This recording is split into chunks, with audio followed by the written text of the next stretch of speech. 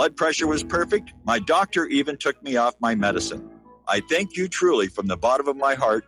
This stuff works, and I'm so grateful for Extendivite. Thank you, Justin G. Tell us your story.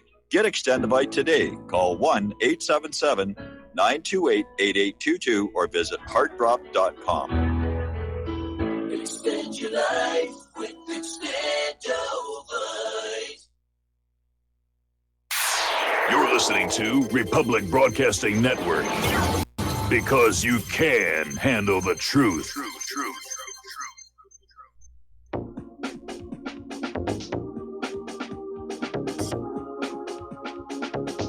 What really happened with your host, Mike Rivero. The history the government hopes you never learn. Here is your host, Michael Rivero. And aloha, America. Welcome to our show today. It is Tuesday, October 9th, 2018, getting into the week here, and we've got a lot of stuff to talk about today, so let's get right on into it. The phone lines are open, 800-313-9443. That's 800-313-9443. Mike is in our control room, ready to answer the phone, put you on the air with your comments and questions. Obviously, the big story right now, especially for people along the southern part of the eastern seaboard, is Hurricane Michael. It's at Cat 2 right now. There are concerns it could strengthen to Cat 4. It is due to hit the Panhandle tomorrow. Then it's going to go right up the coast. They've ordered evacuations. There's a state of emergency declared in Georgia as well as in Florida. And then it's going to hit the Carolinas like they haven't had enough grief this year already. With the storms that they suffered earlier. For those of you who think there's some kind of a deity or deities up there calling the shots, it's pretty obvious at this point they do not like the United States of America. They think the United States of America is doing something really bad, and they're doing something about it. Volcanoes, tsunamis, hurricanes, and so forth and so on here. But if you are in the path of the storm, take all appropriate precautions. And I know if you live in that area, you've been through this before and you know what to do. Please take it very seriously. This is going to get nasty before it's over. Okay, in other news, Nikki Haley has tendered her resignation as the United States ambassador to the United Nations. It will be effective the end of the year. And the White House is treating it as Nikki Haley only wanted to do 2 years, and then she wants to go on and do something else. But lurking in the background, there was a controversy over Nikki Haley's overuse of private jets at taxpayer expense. And she was under a lot of pressure for that. Whether that had anything to do with the resignation is unknown. But in any event, she's taking off because, after you bring the world to the point of nuclear Armageddon, it's Miller time. It's time to kick back and crack open a cold one and just admire your handiwork, as it were here. And much to my unending disappointment, the backlash over the Kavanaugh confirmation is continuing. And the Democrats are continuing to throw tantrums all over the place. But the significance here is, even though Kavanaugh's interpretation of the Constitution and the Bill of Rights are not something I agree with, in particular the Fourth and Fifth Amendments, he is a constitutionalist. And that is going to swing the Supreme Court back to constitutionalism for decades.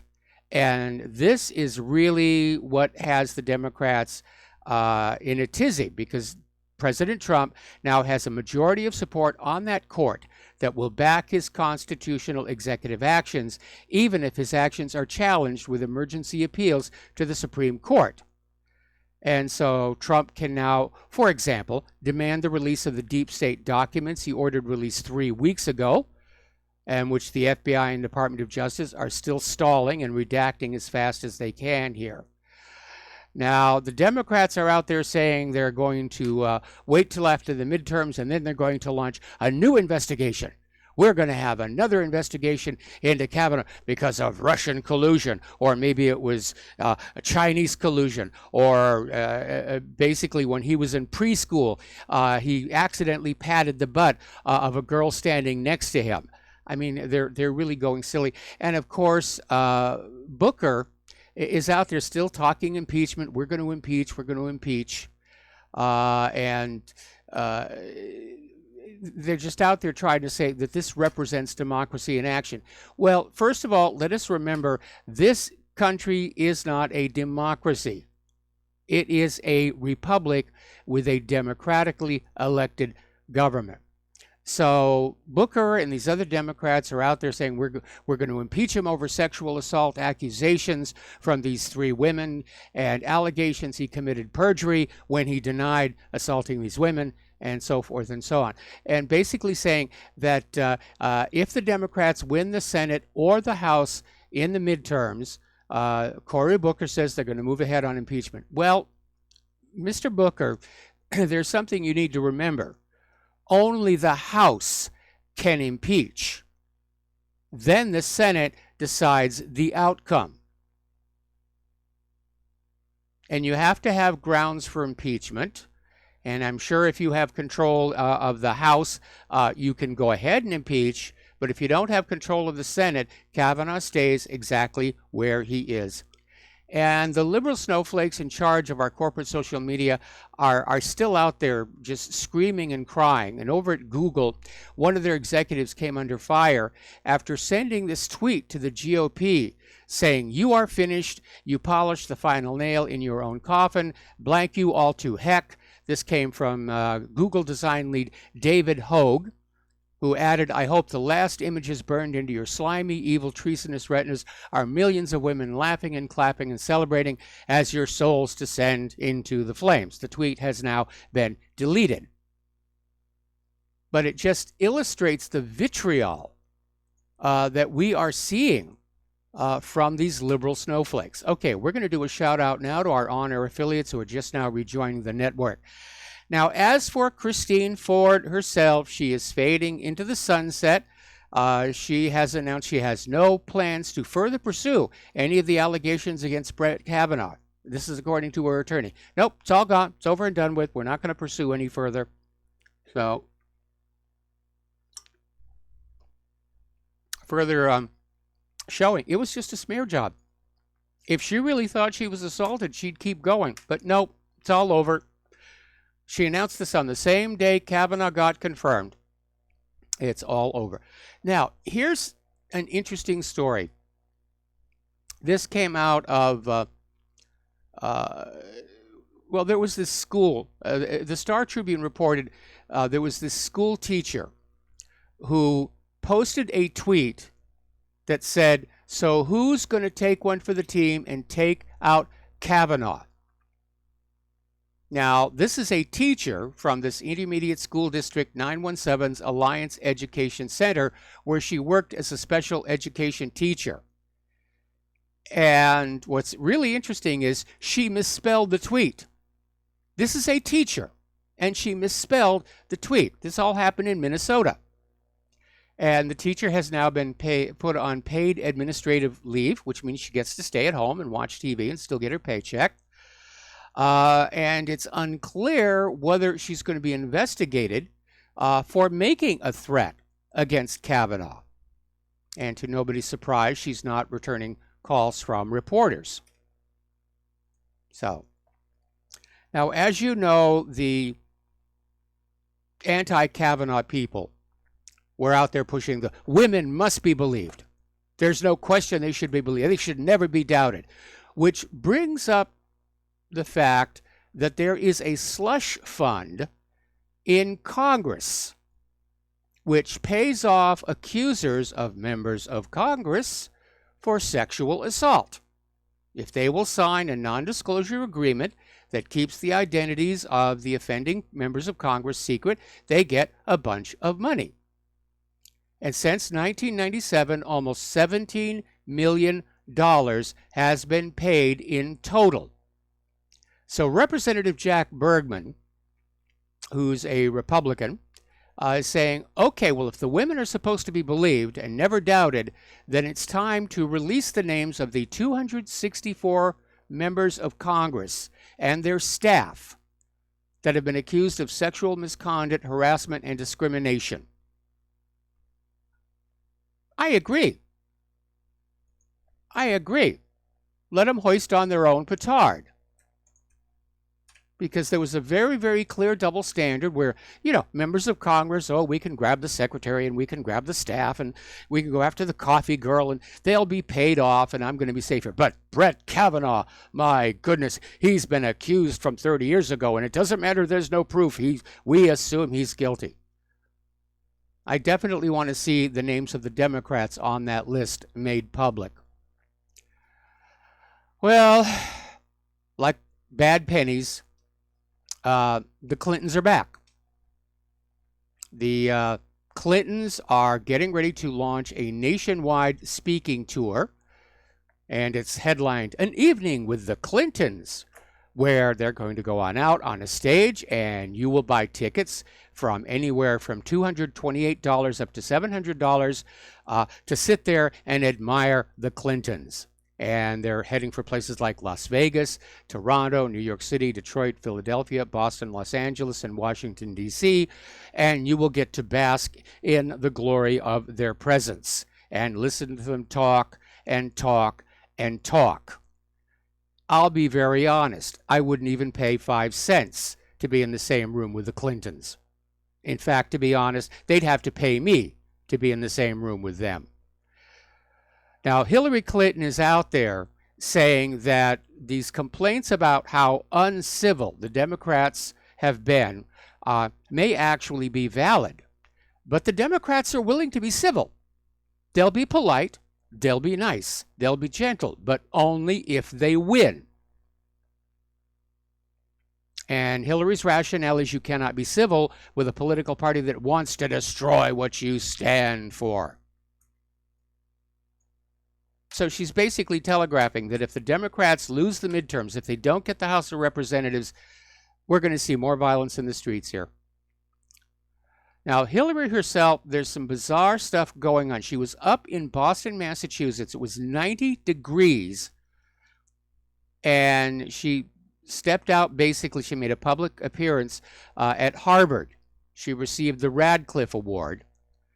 And she was wearing a heavy coat and scarf in 90-degree Boston heat. She made this interesting comment that she would be glad to be the CEO of Facebook, given the chance, because it's the biggest news platform in the world. Now, at one of the other stops she made to rally for Democratic voters, she had another one of those strange episodes where she just starts coughing and had to get water.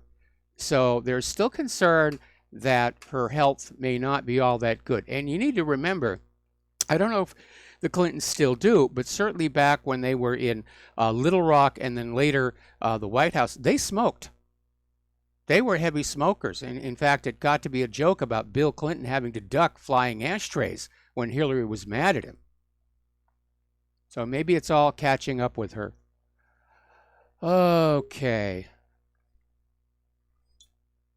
Now, John Oliver is obviously a comedian, and he's got a show on HBO. And he went on the air on his show to basically dismiss the claim that Soros was paying for the Kavanaugh protesters. He called it a baseless conspiracy theory. This is one of the reasons why I don't watch John Oliver anymore. I used to. I thought he was funny. But he's just gone so far liberal, it's just impossible to take him seriously anymore.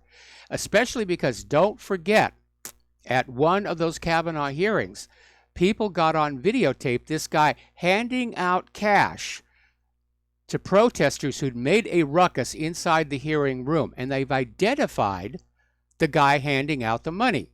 His name is Vinay Krishnan. He's a social justice lawyer, and he works for the Center of Popular Democracy. Now, who funds the Center for Popular Democracy? George Soros. Krishnan is a professional paid protester who hires professional protesters. So if you're looking for work, there's big bucks in being a leftist shill right now. But John Oliver is completely wrong. And I'm sure he knows he's completely wrong. But he's out there to basically tell, it's a conspiracy theory. There was no plot against Kavanaugh. Believe the women. Okay, interesting developments going on here. And this is not getting the coverage that it really deserves. But former FBI General Counsel James Baker is apparently coming clean to investigators.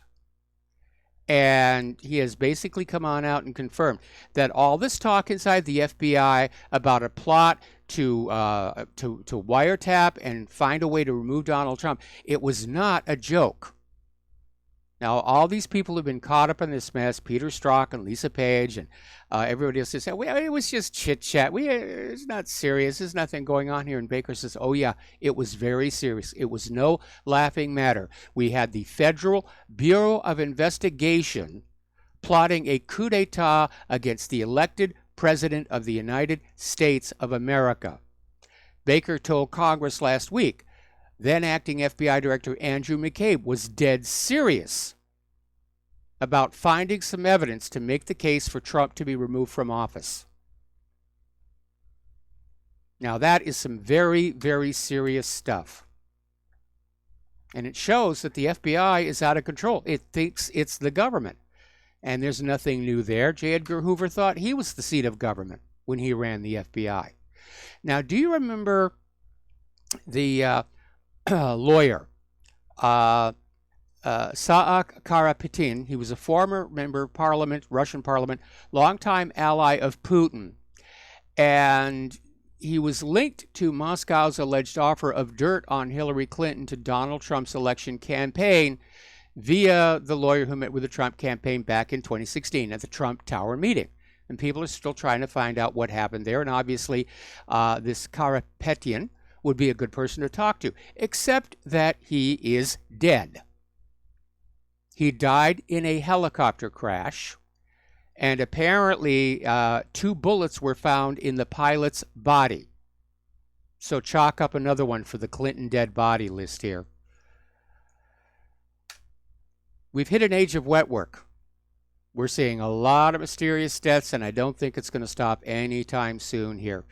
Remember Anthony Weiner? People used to make jokes about his last name because apparently he was in the habit of showing that off to underage young girls on his smartphone. And he lost his seat in Congress because of it, and he went to jail for it. But the good news is his prison sentence has been cut back, and he will be released next May instead of August. Now, he's currently imprisoned at the Federal Medical Center, Federal Prison in Devens, Massachusetts. And they're saying he was a model inmate, and he's getting time off for good behavior. Now, this brings us back to the laptop, which is still this area of inquiry that nobody has really looked at. We've had the IG report that had these very tantalizing hints of files and emails put into different folders, some of which were classified, State Department emails that shouldn't have been there, other information, and one folder that said crimes against children. I don't know about you. I want to know what's in there, especially given Anthony Weiner's predilection for sexting underage girls. That information should be made public. And there should be more investigations. Oh, we can't investigate Anthony Weiner. We've got to find some dirt on Trump and on Kavanaugh and on every one of Trump's supporters. We're going to dig up dirt on you. Me? At my age, I'm harmless.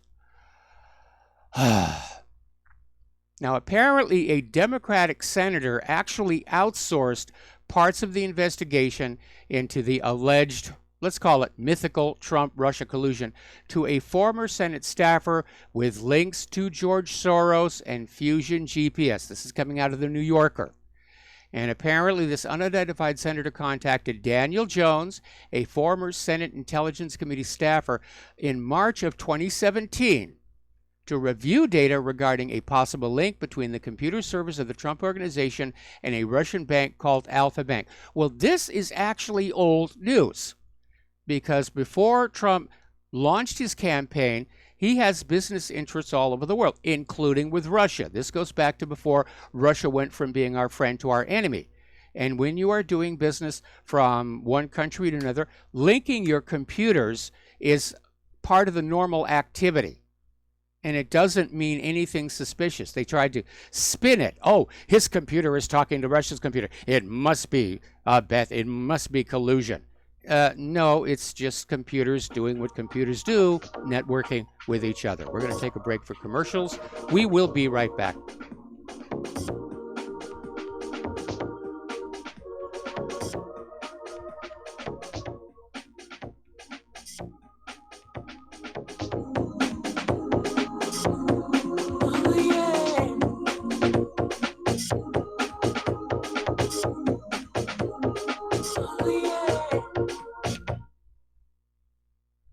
The First Amendment in the Bill of Rights limits the government's power by ensuring the freedom of speech and preserving the rights of the people. Every day that passes, our rights gradually slip away. It's time to take a stand and let the government know we're tired of losing our rights. LibertyStickers.com will allow you to express your rights and allow millions of people to see you stand up for what you believe in.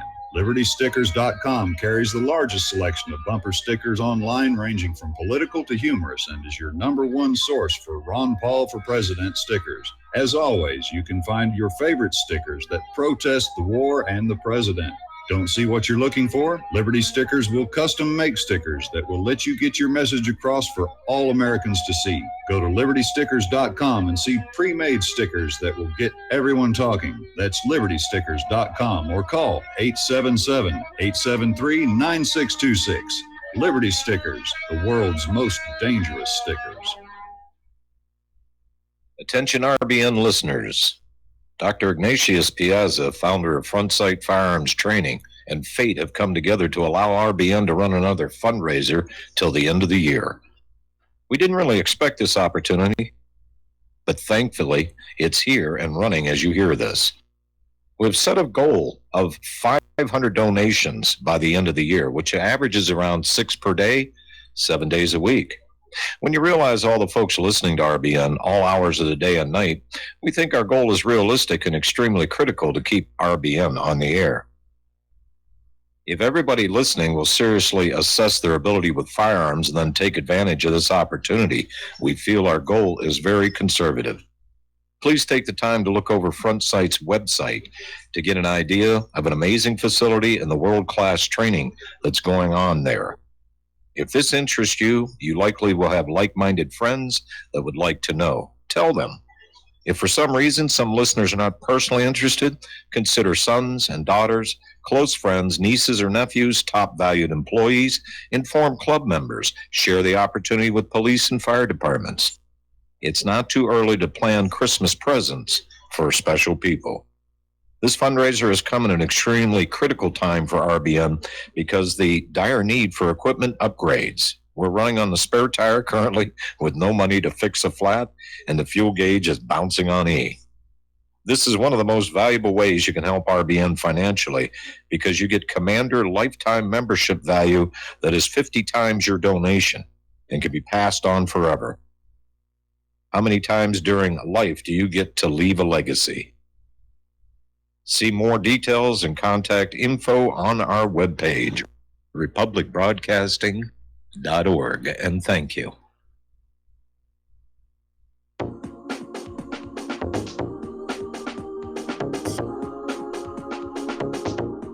What really happened with your host, Mike Rivero.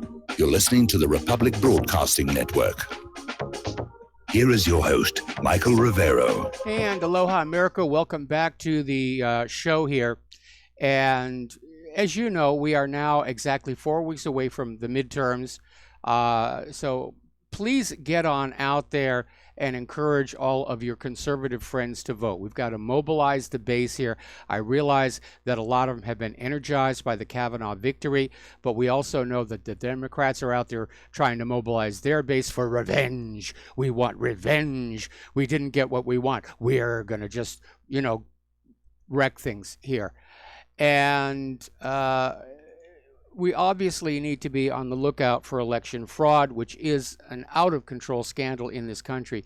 Down in Oklahoma, tens of thousands of registered voters have received unsolicited applications for absentee ballots in the mail. And these absentee ballot applications are already filled out with the recipient's personal information. So a lot of people saying, what the heck is going on? Well, here's the danger. If somebody, if people just throw those out and operatives are going through the trash bin to collect them, they can send in those absentee ballots and use them to shift the election. Anyway, the Oklahoma State Election Board has been notified, but something funny is going on here.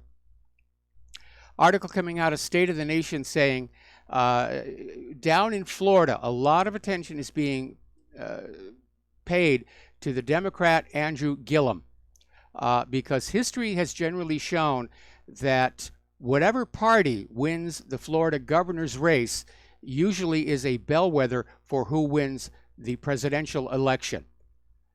And so they're calling for the defeat of Democrat Andrew Gillum. And we know back during that whole 2000 debacle with Bush and Gore, how Jeb Bush, as governor of Florida, was just pulling all kinds of strings, just cheating every way, left, right, up, and down, trying to get his brother into the White House.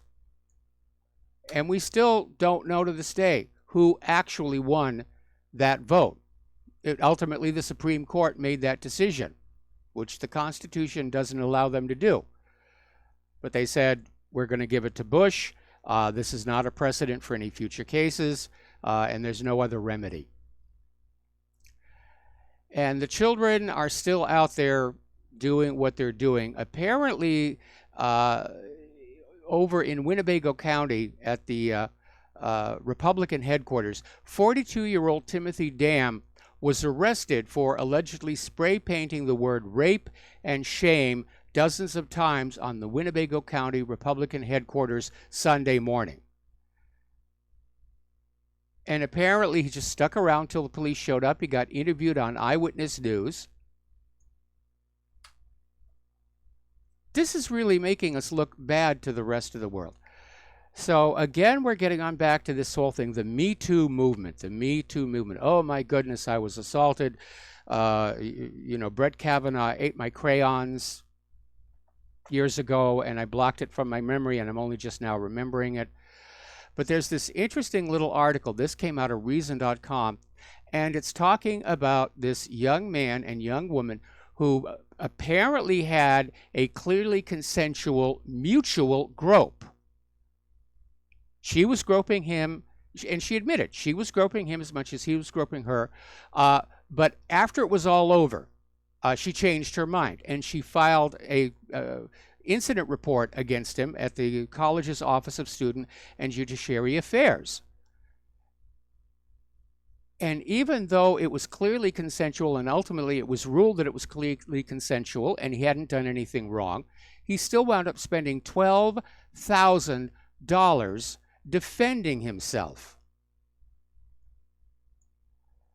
And here is where it gets really ugly. Over in the Mirror in Great Britain, they have this story about a young man, 17-year-old Jade Cheshire, was falsely accused of rape. And it destroyed his life. And even though the allegation was withdrawn, the accuser said, yeah, I made it up, he still committed suicide. And his mother was so heartbroken, she committed suicide. So there's two more victims of the Me Too movement.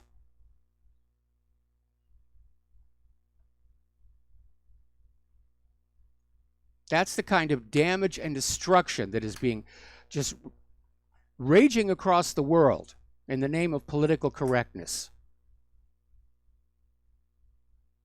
Now, I understand that there is a place for politics, or should be a place for politics, but when it so dominates a society that innocent lives are just thrown into the shredder for political gain, it's gone too far.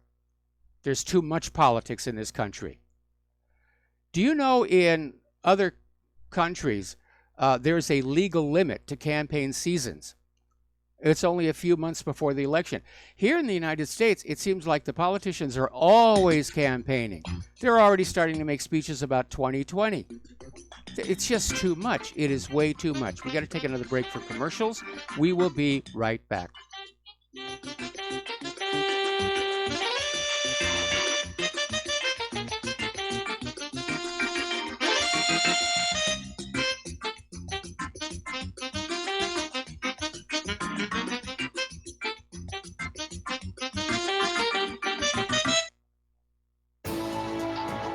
You are tuned in to the Republic Broadcasting Network.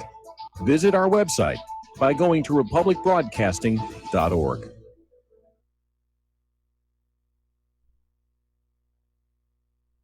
Homeowners, if your lender has gone out of business or sold your transaction to another lender or servicer, you may be the victim of a wrongful foreclosure, resulting in the loss of your home. If you've already lost your home, are in foreclosure, or even in good standing, you can challenge the mortgage transaction's illegal issue, and your property can be restored to you, and your foreclosure can be stopped or reversed, and the mortgage transaction declared unenforceable. State laws, U.S. title codes, the Uniform Commercial Codes, and U.S. Supreme Court rulings have upheld that defective mortgage documentations can reverse or stop foreclosures and enforce property title claims in favor of the homeowner.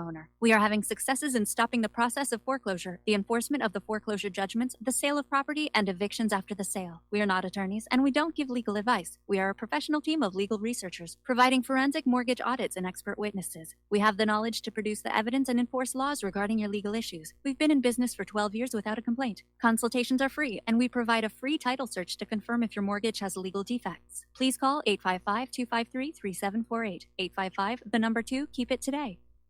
Corporate media dominates the American opinion. Finding independent voices that counter this avalanche is becoming increasingly difficult. With the endless corruption running rampant throughout our government, independent voices are needed more than ever to battle the offensive against our freedoms and liberties. As a listener of RBN, no one understands this concept better than you.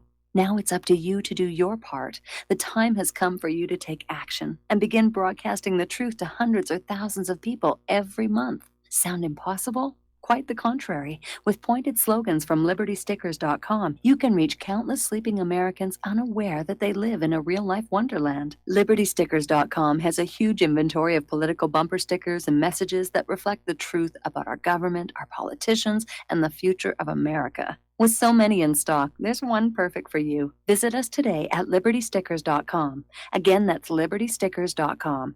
Do your part. Your voice is important. Let it be heard. Without the right accessories, any guy can be off the mark. Whether you've invested thousands in your arsenal or you own a single trusted firearm, a visit to AROutfitting.com is in order.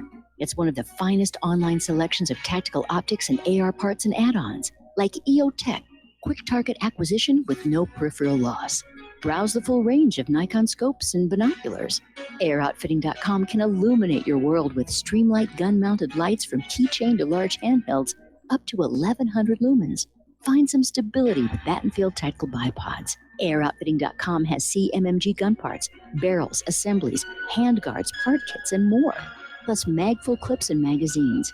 I know I've got you excited, so take a breath. Head to AirOutfitting.com. The site's super easy to navigate and features a ton of technical info, including links to manuals. We also welcome vendor and manufacturer inquiries. Remember, if you don't see it, we can get it at AirOutfitting.com.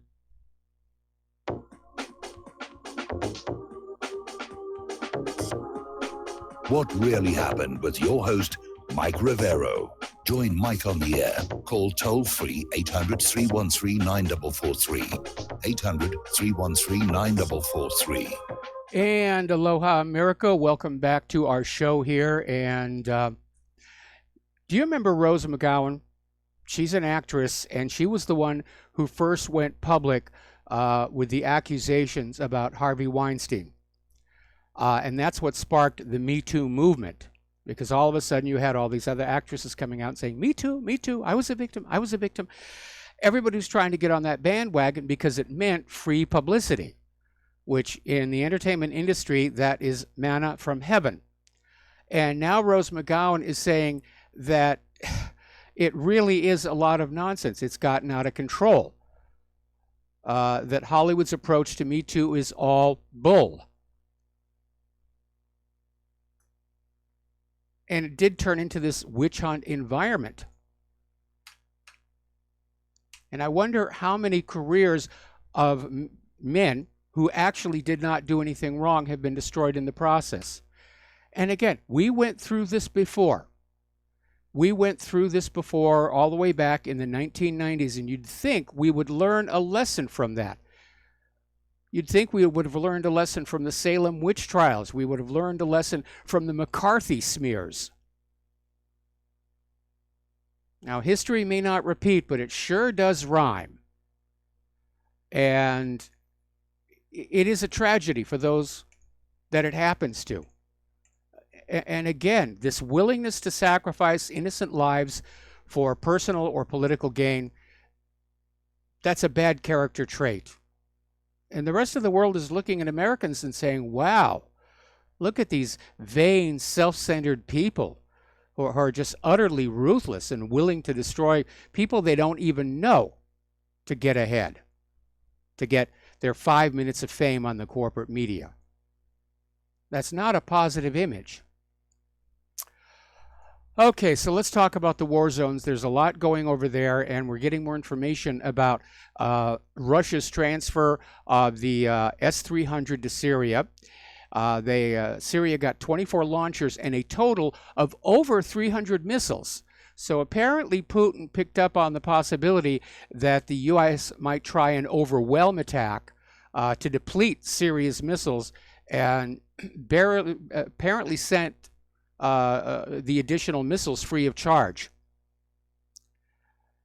Now, on the same day, Turkish state media declared that Idlib militant groups had completed withdrawal of their heavy weapons, including their Grad rocket launchers, mortars, and medium-range missiles from the demilitarized zone. So it looks like that is settling down. Now, the issue, of course, is that demilitarized zone is a temporary stopgap measure that was put in place in response to the U.S. threat that any attack anywhere in Syria on any of the militants would prompt a U.S. response. So now it is a waiting game.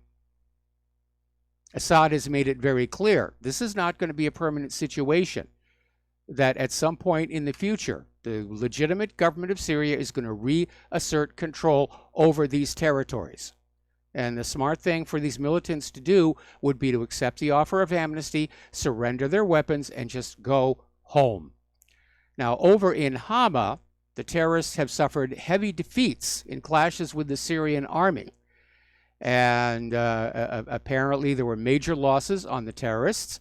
The Syrian army's artillery and missile units pounded the movements of a group of al-Turkestani Islamic Party near the village of al-Mansura and Tal Waset north of Al-Gab Plain in northern Hama, killing and wounding a number of terrorists and forcing their remaining pockets to retreat. Now, apparently, Tahrir al-Sham terrorists deployed in southeastern Idlib launched missile attacks on army positions in the village of Joran in the western Al-Gab Plain. The army's artillery and missile units retaliated, inflicting major losses on them. So again, this is the mop-up. This thing is all but over. And Putin has succeeded in basically forcing a stalemate onto both Israel and the United States. Now, it's not going to hold for that long. It's going to hold for at least 3 months. And that's the 3 months that the Russian crews will still be manning those S-300 weapon systems. Because for Israel or the United States to deliberately target Russian forces in Syria is a very serious matter that could lead to an out-of-control escalation. Okay, we're going to take a phone call from Steve Elkins. Aloha. Welcome to the show. What's on your mind?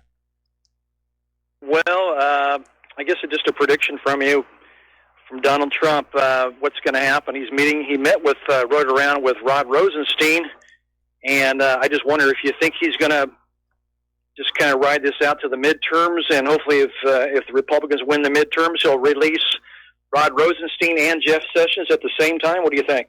I don't think he's going to need for the Republicans to win in the midterms. I think the only reason he's not letting Rod Rosenstein and Sessions go now is because the Democrats will campaign on it. Cover up, cover up. He's trying to, he's blocking the Russian collusion investigation. So I think Trump is going to wait until after the midterms, which is just 4 weeks away. And regardless of the outcome of that election, yeah, I think a lot of people inside the Department of Justice and the FBI are going to get their pink slips. I hope so. Yeah, you make a good comment a while back saying, he should have cleaned house from the very beginning, and we wouldn't even be here right now if he'd just done the right thing and just reorganized and built his own team and not keep people over from the Obama administration to thinking that they might be loyalists. That was a pretty stupid thing to do. Like you said, you can do that in business, but you can't do that in politics. No, it was, I think, one of his biggest single mistakes going into the White House, and he's paid for it. He has certainly paid for it. He sure has. That's it, Mike. Hey, thanks. Appreciate it. Thanks an awful lot for the phone call. We're going to let you go, and the phone lines are open again. Getting on back to Syria, apparently more Russian forces have been deployed near the U.S.-backed militia in Deir ez-Zor. And they're basically intensifying tensions between Moscow and Washington because, again, Washington wants Russia to leave. They want Iran to leave. They want to just be able to go on in there and help themselves to any country they feel like taking. And Russia and Iran have basically stepped in and said, no, you've gobbled up enough countries. You should be happy with what you've got now. But as you will probably recall from the Project for the New American Century, the ultimate U.S. goal is they want it all. Today's Syria, tomorrow's the world. Sikhail, Sikhail, Sikhail. There are also reports that a large volume of Russian army equipment has been sent to Al-Mayadin and Makan, and Russian soldiers have deployed in different positions near the Syrian Democratic Forces strongholds. So, looks like Putin is trying to keep all these forces in check that are not going along with the demilitarization plan. So, as I mentioned before, the Idlib heavy weapons withdrawal is close to being done.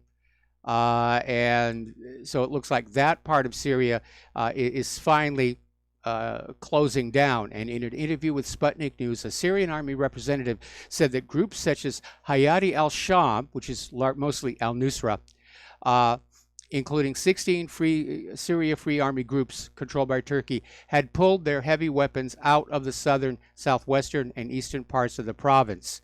And as of right now, the militants only have medium and light weapons left. And that changes the dynamic. So Assad is out there, and he's talking about the hysteria around Idlib. And basically, Assad believes that the victory of the Syrian government forces in the struggle is basically going to spell the end of the West's plans for Syria. Because if Idlib is liberated, then all those other little pockets of resistance are going to collapse. And reiterated that ultimately the demilitarization zone is a temporary stopgap.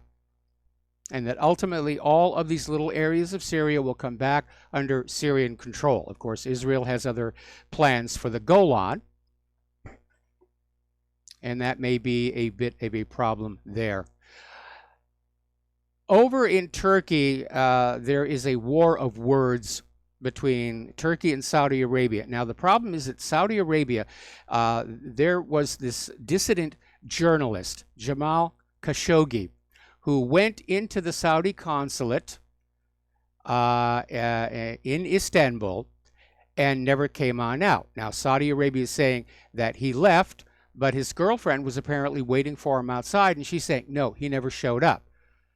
So Erdogan is now demanding the Saudis produce proof that the journalist left the consulate alive, because the consulate has a lot of security, and they've got security cameras, and the security cameras are on recording devices. There should be a video of this man walking out of the consulate under his own power. Now, the problem is Saudi Arabia has a bad reputation for disappearing people, often in very violent means. And so Erdogan is saying, we need to know what happened here. Turkey is threatening to search the Saudi consulate. Now, that would be a serious breach of international protocol, because when you have an embassy or a consulate, technically that is the sovereign soil of that nation. When you step through that gate, you're stepping literally from Turkey to Saudi Arabia. And I'm sure that Saudi Arabia would be very upset at this violation of their sovereign territory. But that's where we are right now. So things are heating up over there. Meanwhile, the exiled Saudi prince Khalid bin Faram Al Saud, who fled to Germany after the empowerment of Crown Prince Mohammed bin Salman, is now calling on the people of Saudi Arabia to overthrow the current rulers in Riyadh, basically following the recent suspected murder of prominent journalist Jamal Khashoggi. And again, I'm sure he's motivated by the most noble of ambitions, which is he wants the throne for himself. But we have been hearing a lot from inside Saudi Arabia that a lot of the other ruling family and even King Salman are less than thrilled with what Mohammed has been up to. And so we should not be completely unprepared for a sudden change of leadership in Saudi Arabia, because Mohammed got them into this war in Yemen, which is costing them a huge amount of money. It's making them look bad on the world stage. And, you know, Saudi Arabia really doesn't like war. They like making money. And they don't like the fact that Mohammed is cozying up to Netanyahu. So it's a sticky situation over there. The world is going crazy here. Now, here's something to pay attention to. Saudi Arabia has been over in Yemen murdering civilians, women and children, starving them, and the corporate media, no big deal. But one Washington Post reporter disappears in the hands of the Saudi consulate, and the American corporate media goes nuts. Oh my goodness, this can't be allowed to stand. This is horrible what Saudi Arabia has done. See the little bit of double standard there. Every 10 minutes, a child in Yemen starves to death. And the news media, price of war, no big deal. Much of the population of Yemen has been displaced. They're no longer in their homes. They've had to basically flee to refugee camps. No big deal to the mainstream media. One reporter disappears. It's a global crisis here. A little bit of, again, hypocrisy. Okay. They're still going on and on about Ambassador Haley. She'll be missed. She was. They're going to polish up her image. Apparently, late last week, a U.S. Northrop Grumman RQ-4 Global Hawk flew around Russia's northwestern borders for 11 hours. This is the second time in 2 days. And the drone flight was spotted by Plane Radar, a Russian aviation resource, and it spotted the drone taking off from the U.S. airbase at Sigonella, Italy, flying over Greece, through Turkey, through Romania, and into Ukraine, making a loop in the country's east, and then heading southwest and around the western and southern coast of Crimea toward Krasnodar, southern Russia. And the Russians are a little concerned. They're being spied on. That's exactly what the drone does. But as long as it remains in international airspace, they're not going to do anything about it. Meanwhile, Ukraine has launched large-scale air drills with the United States and other NATO countries. Ukraine is emphasizing the idea of coordination with Poland and Romania, two nations that are on Ukraine's border. And Ukraine is still out there pushing the idea that Russia is an imminent military threat to them. And they're out there saying World War III is going to start over Ukrainian territory. So they're calling this Operation Clear Sky 2018. And all you need to do is just look at a map and look at who is sending their military forces where to understand who the real aggressor is in all of this. And it isn't Russia.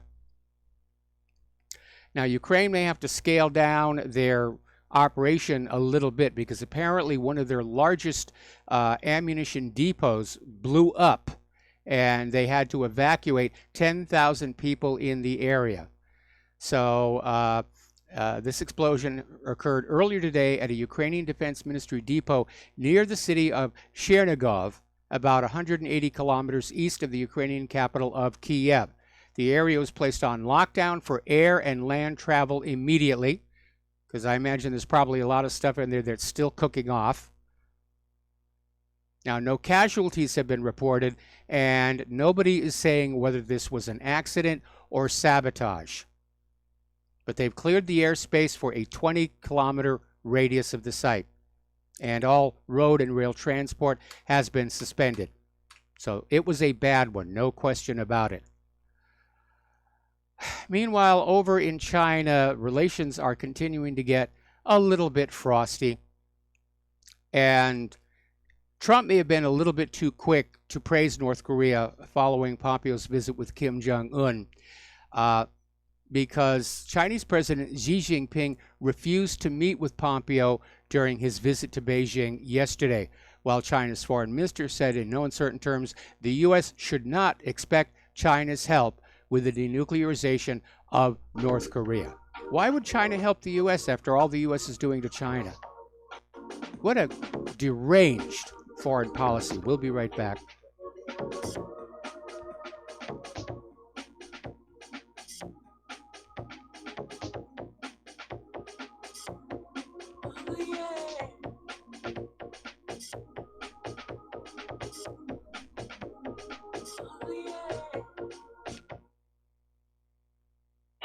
Okay, nurse, let's get this man to the ER stat. Right away, doctor. We see this every day. Heart attack or angina pain due to blocked and clogged arteries. Chelation can remove obstructions or blockages from arteries and help avoid painful and expensive surgery. Now there's Angioprim. It's a liquid oral chelation product that you take with juice. You start to feel the results fast. Angioprim increases blood flow all over the body, and that means more energy and strength to take on the day with less aches and pains.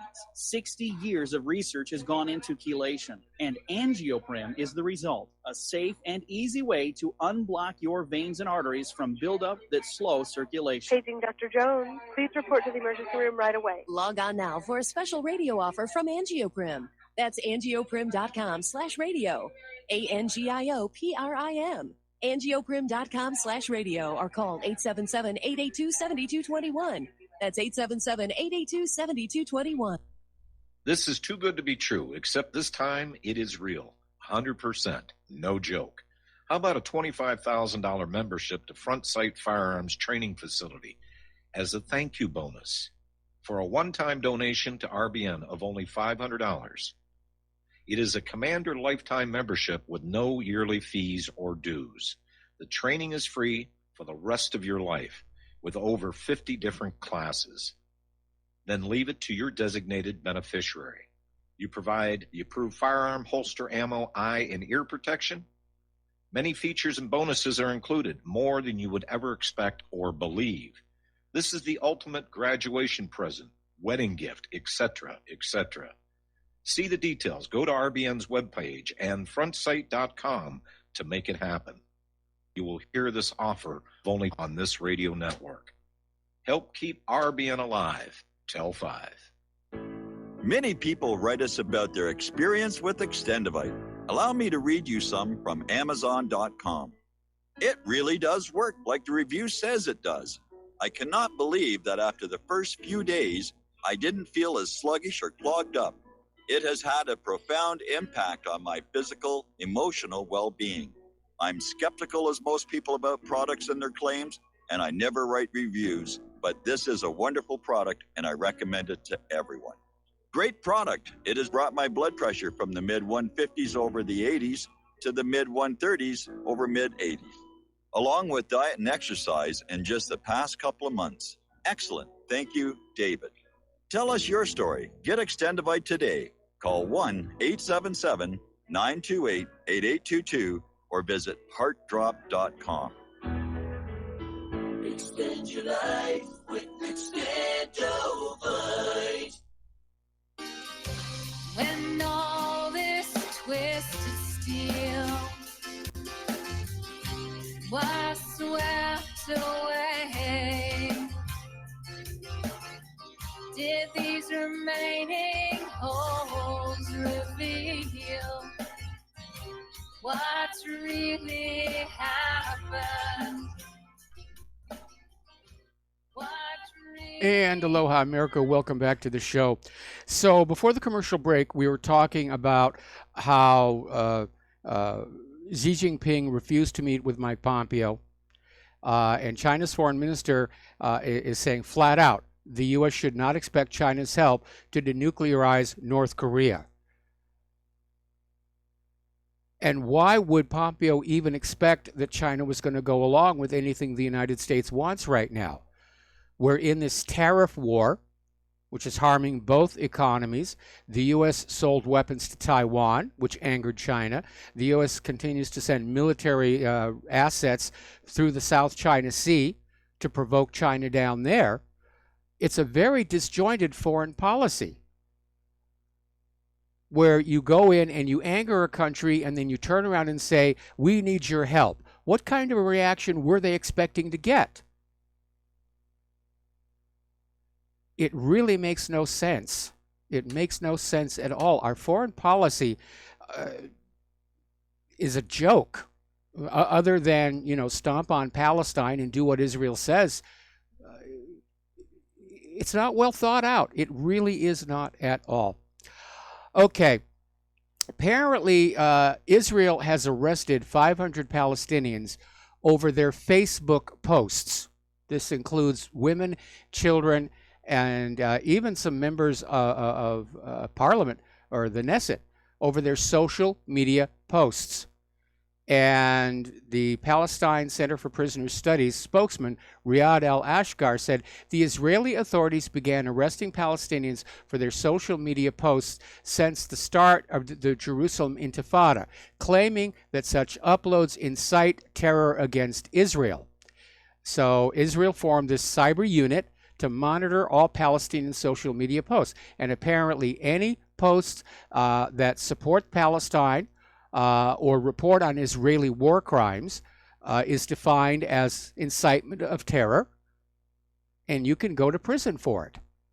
And I'm sure that Israel would love to accomplish exactly the same thing here in the United States of America, to criminalize criticism of Israel's actions here. Now, as you know, Mike Pompeo made what appear to be some progress in North Korea. Kim Jong-un and Trump are going to have another summit. And apparently North Korea has agreed to allow international inspectors visit the Pyongyang, the site of all 6 of North Korea's nuclear tests. And that was seen as a bit of a victory. But not everybody sees it that way. For one thing, the site has already been destroyed. There's not really going to be a lot for the inspectors to look at.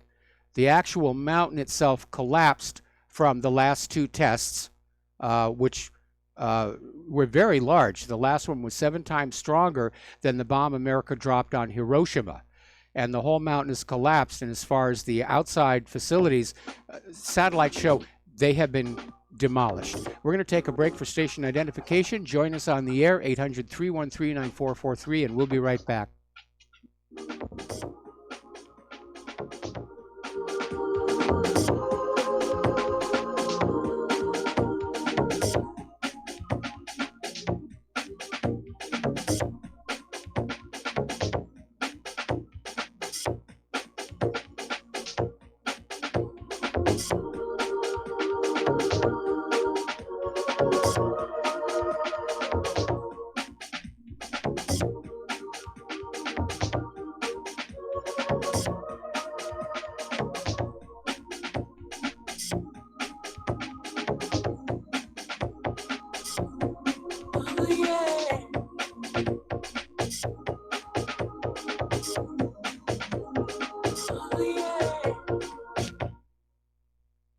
This is too good to be true, except this time it is real.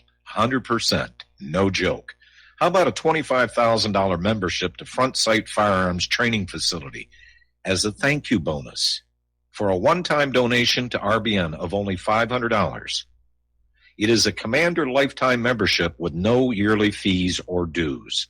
The training is free for the rest of your life with over 50 different classes. Then leave it to your designated beneficiary. You provide the approved firearm, holster, ammo, eye, and ear protection. Many features and bonuses are included, more than you would ever expect or believe. This is the ultimate graduation present, wedding gift, etc., etc. See the details. Go to RBN's webpage and frontsight.com to make it happen. You will hear this offer only on this radio network. Help keep RBN alive. Tell 5. This is RBN, the Republic Broadcasting Network.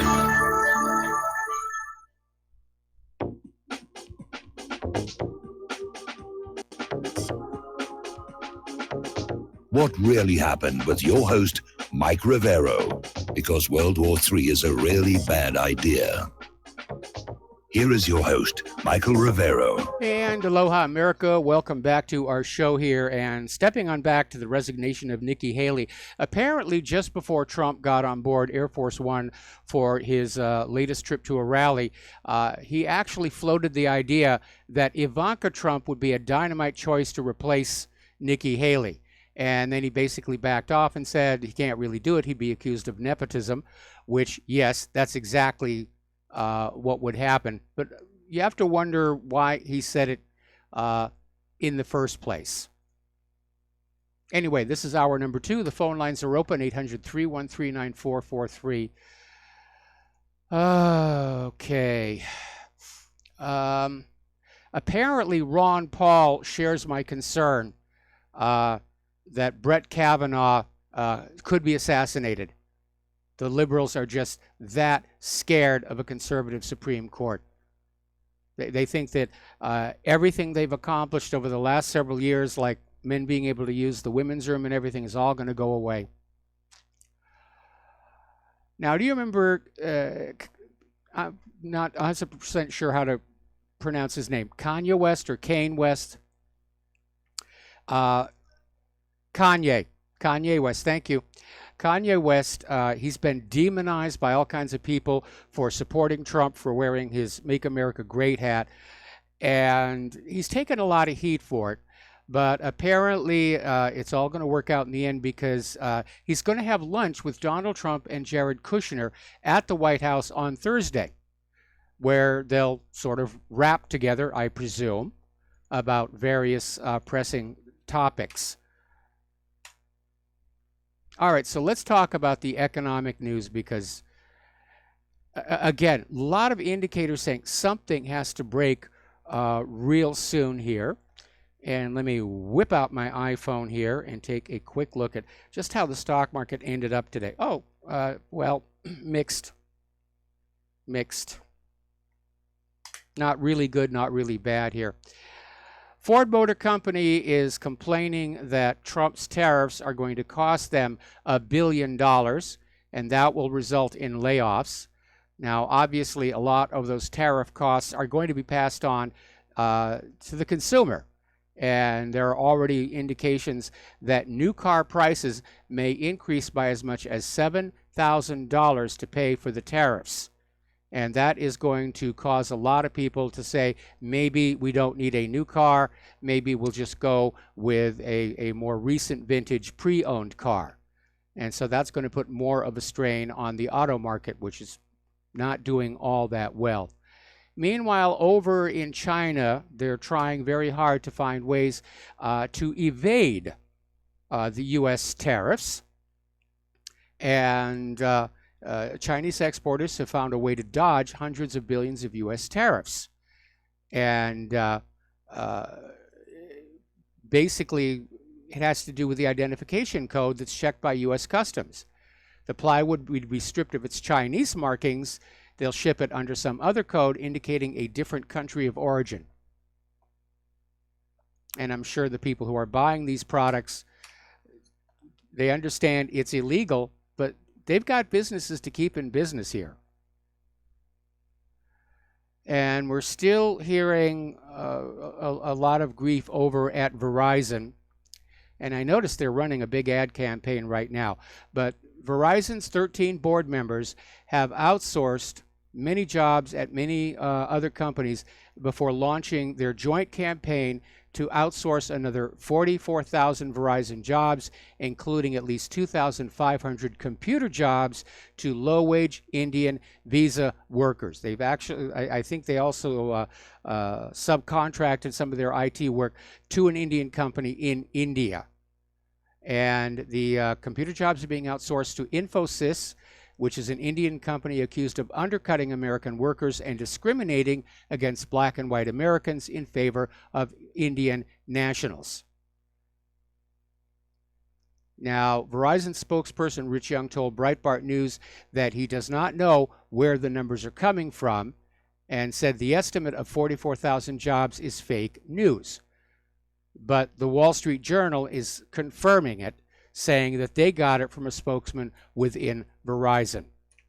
So Verizon is now engaged in a public relations campaign to try and look good. But again, this is so short-sighted. All of these companies, they're cutting wages and salaries, they're letting workers go. Where do they think the people are going to come from who are going to walk into those Verizon stores and buy those new smartphones? You really do have to think about it. We're at a state right now where the consumer economy is in trouble, whether it's Retail-mageddon, all these iconic stores that have gone out of business, and apparently nobody inside the economic system has the courage to stand up and say, we're going in a bad direction. That if we need customers to come into our shopping malls and buy the products we are manufacturing, then we have got to pay our workers decent wages and salaries, because our workers, our employees, are also our customers. We're going to do a shout out now to our on-air affiliates who are just now rejoining our network here. Up in Canada, their real estate bubble is taking a toll. Real estate is the least affordable ever. And on average, Canadian families are spending 75% of their income just to make the payments on their home. All right, we're going to take a phone call here from Kenny in Florida. Aloha. Welcome to the show. What's on your mind? Hi, Mike. Can you hear me? I hear you. Oh, okay. Okay, good. I didn't hear the static that I used to hear. But anyway, I tuned in 10 minutes late, so I'm going to have to catch some of your comments about Nikki Haley on the replay. But I was watching CBSN this morning when it happened, and they were showing all kinds of pictures of Nikki Haley, and you could just see the anger in her face. And it's like, how in the world did she become an ambassador? Maybe they should have caught pictures of her smiling instead. I don't know, unless they want to show that she was tough when she needed to be tough. I don't know, but I'm glad she's gone. Well, the big question is, who's she going to be replaced by? And is the new ambassador to the United Nations going to be even more aggressive at pushing for war? Yeah, that's my concern. That's my concern as well. I mean, we might end up with someone better, or we might end up with someone worse. Let's hope. Yeah, I'm thinking it's going to be somebody who's worse here. One of the things I didn't like about Nikki Haley is it seemed like she very often took the script into her own hands, and rather than being the voice of the administration at the United Nations, she seemed to sort of strike out on her own. And again, there's a little bit of buzz going on that the resignation was not 100% amicable, even though that's the public face being put out by the White House. Now, was there any reason to say why she's resigning? I mean, obviously she's making herself look good by saying, "Want to give somebody else a chance," term limits, all that, which I'm not convinced.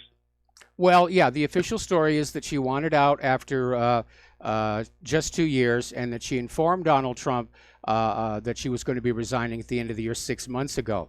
But she'd come under criticism for her excessive use of private aircraft to get around. And whether that had anything to do with the resignation or whether it had to do with her not being a 100% accurate spokesperson on behalf of the administration, we're not sure. But I agree with you. Looking at the pictures of her this morning, she does seem very angry, like this may not have been entirely her decision. And maybe maybe so many people just didn't like her so much. She was just under pressure. I bet that's the reason. But we'll see. Okay. All right. Thanks a lot. That's all I have. All right. Thanks an awful lot. We're going to let you go. The phone lines are open. We're talking about the economic news. And right now, every major crypto coin is down this year with an average decline of 74%. And I think a big part of the problem are all the crypto miners. And I'm talking about the hackers, the ones who are stealing time on your computer to mine Bitcoins, because they're basically inflating the supply of cryptocurrencies. And if you inflate the supply of the currency, its value goes down. You know, economics 101. All right, we're going to take another phone call here from Mark in North Carolina. Aloha, Mark. Welcome to the show. What's on your mind? Hey, Mike. Hopefully next will go Bolton and maybe Pompeo. I don't think this is by accident. I think it might. They know now that she's probably the one that leaked all that stuff to that. What was the New York Times there? That she was the leaker there, and Haley, the woman is a disgusting neocon. She's a warmonger. I made on different social media, on Twitter and Facebook. I said that into somebody's neocon, like what's his name? The guy is the senator from Pennsylvania, and another, and also this fat part-time. I think he is a radio host on out of Atlanta there. So like I said, I think it's a very good thing. Hopefully, not just that she felt like resigning. I don't think she felt like resigning. I think probably she's been found out, and maybe I'm crossing my fingers and praying that Donald Trump now becomes the man I voted for, not Tool of the neocon. What do you think? Well, I understand that Nikki Haley was suspected of being one of the many leakers to the media, and that may be a factor as well. Whether Trump is going to be able to become the candidate we thought we were voting for or not is going to be determined significantly 4 weeks from today. If the GOP hangs on to the Congress, then Trump's second 2 years in office, he's going to be able to do a lot more. But again, his biggest mistake coming into the White House was being magnanimous in victory and allowing all these Obama holdovers to keep their jobs. And they all worked against him. Yeah, that they did. But why he put this woman in there in the first place? I mean, she wasn't even one of his supporters during the election. She was one of these so-called never-Trumpers. I just don't understand it. I mean, she's getting all kinds of acolytes from the so-called conservative media and politicians and all, because she's one of them. She is establishment Republican conservative. That's why I don't call myself a conservative, because real conservatives are not warmongers. Real conservatives are people like the Rand Paul and his father, Ron Paul. They're not, warmongering thugs that don't want to send more and more Americans into harm's way and really risk blowing up the planet eventually. So that's not to me a conservative. So, like I said, I'm just very glad that she's gone. I can't see it being much worse than her. I mean, what else are you going to have? I mean, she's about as bad as it gets, I think. I don't know. I mean, I could think of, if Bolton was named UN ambassador, I think things would get a lot worse. Yes, sir. But right now, I think the Republican Party, if you will, or Republicans, are splitting into two camps. There are the neocons, who are the pro-war, pro-Israel, let's go on out and conquer the world. And then you have the paleocons, which is what I see myself as, along with Rand Paul and Ron Paul, who go back to the original principles of limited government, letting people live their lives, and just trying to run the country as best you can. Pat Buchanan is like that also. Yes. There's quite a number. So is Reverend, I don't know if you ever heard of him, Chuck Baldwin. Oh, yes. Chuck Baldwin. He's he has a radio show online also, I think on Sunday. I get them sometimes on my Facebook. So people like that are real. They're true. They know that we don't need to go into keep on getting into war, and that we should try to make peace with the world, and we should start minding our own business. Not that I agree. difficult. I just understand it. There's this trying to muddle into everybody's business, trying to push get in other people's faces around the world, like now we're doing in China, and they're part of the ocean there. It just doesn't make sense. Push NATO to Russia's borders, and of course what we're doing in Syria, the crimes we're committing in Syria. Basically what she is, by the way, is she's a terrorist's best friend. That's pretty much all I got to say, Mike. Like I said, hopefully this is a good sign. Well, I'm certainly not sad to see her go, but again, the open question is who's going to replace her? And say again? I'm just saying, I'd rather see Bolton back in the UN position than where he's now, the National Security Advisor. I don't want to see him anywhere over there. But I think he could do less damage being at the UN, because let's face it, they can't start. There's only so much a UN ambassador can do anyway. But to see him right there at the right hand of Trump now, advising him on national security matters, to me that's about as dangerous as it gets. This guy is bad news. This guy is evil. Yes. And there he is, right there at the right hand of Trump. Even Bush didn't have a guy like that in his as far as he had him as a UN ambassador, but he didn't have him right there at the White House advising him. I mean, it's really bad news. And, that's pretty much all I got to say, Mike. Like I said, let's pray for the best. All right. Well, thank you very much for the phone call. We're going to let you go and switch over to Rick in Arizona. Aloha, Rick. Welcome to the show. What's on your mind? Well, Nikki Haley's on my mind. I think people that think Nikki Haley is quitting is a good deal. I think you kind of alluded to the fact that, be careful what you wish for. I think the next person that goes in there is going to be a lot tougher. It's going to be, when you have Jared Kushner looking over Donald Trump's shoulder, that's the mafia, people. And the mafia don't like women in their business. I'll be surprised if another woman is appointed. I'll predict that there will be a man. And if you take a look at Trump's administration, you don't see a lot of women. And Kellyanne Conway, she ain't no Gentile. And as far as you're talking about those tariffs, it's amazing that the American people really have been, defanged, disarmed from understanding things through the educational system. This is a sales tax, people. All this stuff is being passed on to the consumer. The money's going into the Treasury. It's a huge windfall for the Treasury. But we're paying for it. Yes. You're exactly right. It's just another hidden tax. Yep. Thanks for the call. Thanks for taking my call. All right. Thanks an awful lot. We're going to let you go. The phone lines are open here. And over at Wells Fargo, it's time for the sequel. Apparently, Wells Fargo wants to bring back the mortgage-backed security, despite the disaster they were back in 2007, 2008. And this post-crisis mortgage bond tied to U.S. home loans without government backing. And this is all going to be finalized within a week. So here we go again. We're seeing massive housing bubbles throughout the United States. We're seeing the return of the very derivatives that led up to the 2008 crisis.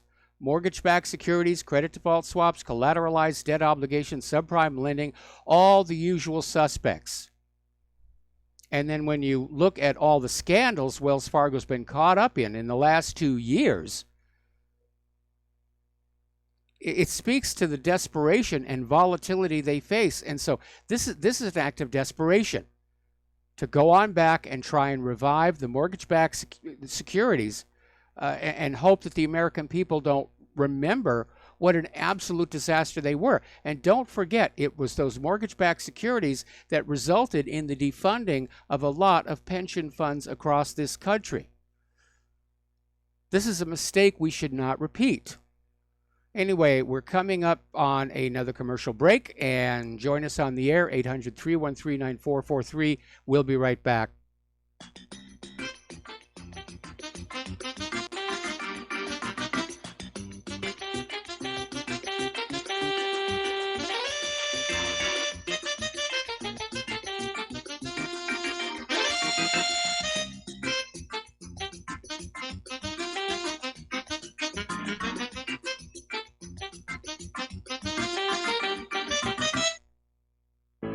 Many people tell us about their experience with Extendivite. Just listen to what Glenn has to say. Prior to taking it, I had diabetic neuropathy. The Extendivite reduced that significantly. Acid reflux was reduced. I had athlete's foot, very severe. Trimmed that down to about 75%. Dandruff, almost completely gone. I had occipital neuralgia at the base of my skull. I was having migraines, reduced by about 90%. Heart palpitations, my heart would kind of stall out. I would skip a beat. Very uncomfortable. And when walking from downstairs going to sleep, by the time I got to the bedroom, which is just one flight of stairs, my heart was pounding, coming out of my chest. My vision was blurry. This completely solved that problem. Great product. Thanks. Tell us your story. Get Extendivite today. Call 1-877-928-8822 or visit heartdrop.com. Extend your life with Extendivite. Folks, we're living in a world the likes of which we've never perceived any clearer than we do now. The plan for global governance has been in the works for generations and would have likely been achieved by now, but for the fact that the globalists left open their Achilles heel. With all their tools, Federal Reserve System, fiat currency, no child left behind, and then Common Core education introduced to our schools to dumb us down, vaccines, pharmaceuticals to lobotomize us, GMO foods, insertion of compromised or bought and paid for politicians, judges, mainstream media propaganda, all pieced together like a puzzle designed to ultimately bring the world under submission. But with all their strategy, they forgot one thing: knowledge. And knowledge is power. With knowledge, their bombardment is nullified. Folks, with that, as brilliant and knowledgeable as you've become, among the wisest audience of any radio audience in the world, and you are, I want you to take a moment to reflect and ask yourself, how much of that knowledge did I obtain from Republic Broadcasting Network? How high has my consciousness been raised since I've been a listener? How fast am I now able to discriminate truth from fake news by being a Republic Broadcasting listener? How clear am I now able to see the world since I've been listening to RBN? Ask yourselves those questions, folks. Then ask yourself, what is that knowledge worth to me? Like my morning coffee, how would I survive without it? A voice of truth in a sea of lies. Do we not all need to make sure it survives? Like public broadcasting, we are now finding we can only survive with listener support. Censorship, advertisers being attacked, truth itself being attacked. It's the only way through this. We at Republic Broadcasting humbly ask you to become a supporter. Look at your budget and make a determination of what Republic Broadcasting is worth to you and what you can afford on a monthly basis.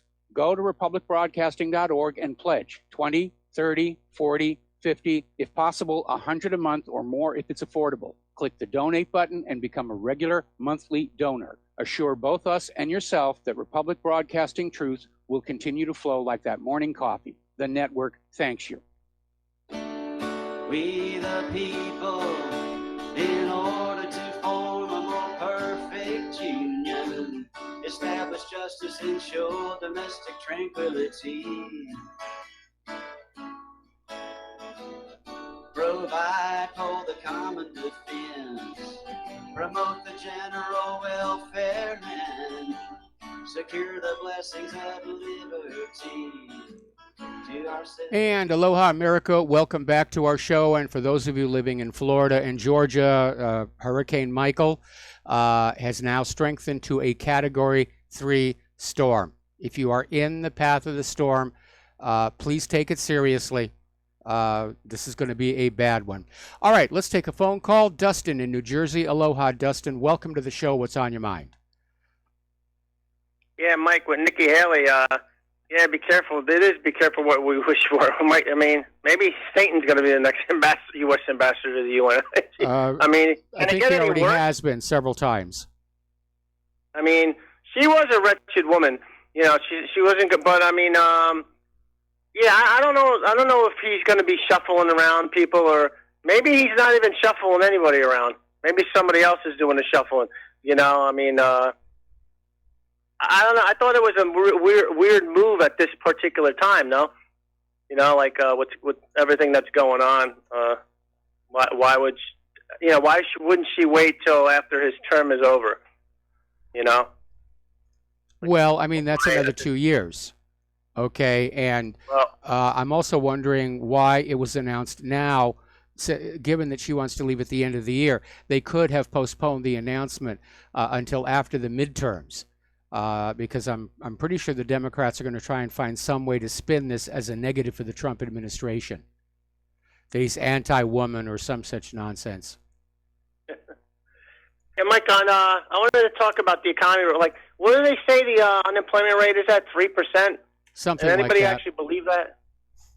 You had a caller from, I think, yesterday, Minnesota, if I remember. He said, like, there's homeless camps all over the place, and there's homeless camps all over the country. Yes. And there's no way the economy is doing well. Maybe for a certain group, but as for a whole, you know, you can't. There's no way all these homeless camps are popping up, and you have like a 3% unemployment rate. People need, realize by now it's all rigged numbers, just like everything else is rigged. That's true. You know, there's never going to be a recovery. I don't think, because it's just too much debt.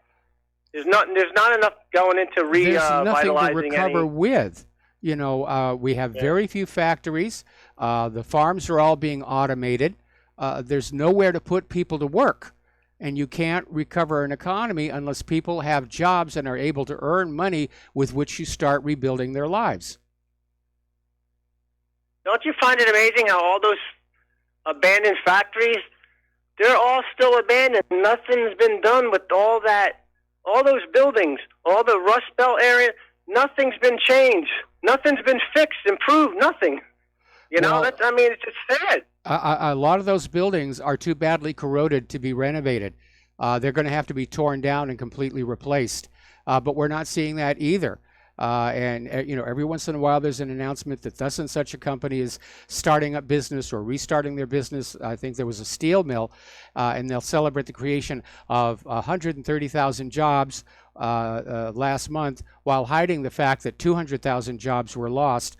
But if you look at the total number of people without work in this country, which is close to 100 million, adding 100,000 jobs, it's a drop in the bucket. That's like about almost a third of your population. Yes. Because I think it's 320 million. I mean, that's insane. But yeah, I mean, there's just no money. There's no investment. You know, all these, the people realize, the stock market's up. That's because all the companies are buying back their stock. That's it. Most people don't own stocks. You know, small group percentage do, but majority don't. You know, and Mike, I wanted to switch gears on this. You talked about with the biomedical lab in Georgia. Yes. You know, biomedical was the front for it, but I know 2 of the floors were controlled by the U.S. military. Yes. So, that was a bioweapons research lab, and they're all over Europe. I mean, if it's a biomedical, why does it have to be? Why is it in our state of Georgia here? Well, for the same reason that the CIA puts its torture centers in other countries, it's deniability. The United States, based on treaties, is not supposed to be working on chemical and biological weapons, but yet they are. But if they can do it in other countries where it's out of sight, out of mind, and deniable. But Russia's coming on in, at least in this one lab in Georgia, and saying, we know what's going on there, we demand an explanation. Yeah, did you hear where they're supposed to be working on hepatitis? But they're actually working on, I mean, there's some weird stuff going on. I know like almost 80 people have died from, I don't know if they're part of the trials or there's weird dirt stuff coming out of the smokestacks and it smells around there. So it's, but I bet you they probably closing up shop now. They're going to close they that probably shop are. up and move. Yeah, they're going to go someplace else and set up shop again. And we ran that story the other day where these scientists have come forward with their suspicion that Ebola was created in a laboratory as a biological weapon. Anyway, we got to take another break for commercials. Dustin, do you have any more? Oh, that's it, Mike. Have a good show. All right, thanks an awful lot. We'll be back after these words from our sponsors.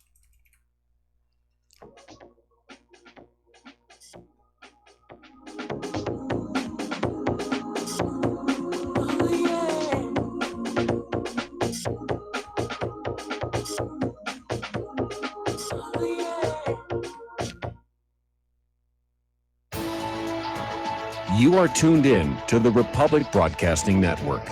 Visit our website by going to republicbroadcasting.org.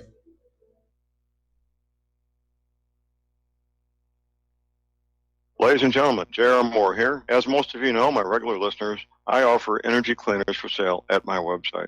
If you don't have a clue what I'm talking about, go to my website, thelibertyman.com. Educate yourself about these marvelous healing devices.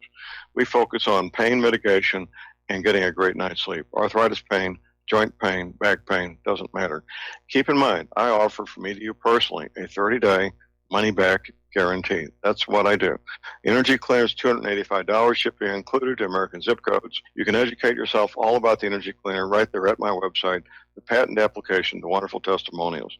Be sure and check out the factory-made fitted mattress pads to go with the Energy Cleaner. Now, I offer for me to you personally a 30-day money-back guarantee. That's what I do. I have a toll-free order line, or you can order it right at my website at thelibertyman.com. The toll-free order line is 800-592-9543. I say again, 800-592-9543. Thank you. Did you know that neither the American Medical Association nor the American Bar Association were established to benefit the American people? Have you recognized that in our country, healthcare has little to do with health, and that our court system has nothing to do with justice? The priests of both medicine and law have been incentivized to implement a dark agenda on behalf of the Bilderbergers and their ilk. To protect ourselves and our progeny, we need to take a much closer look at how these two giant industries really work.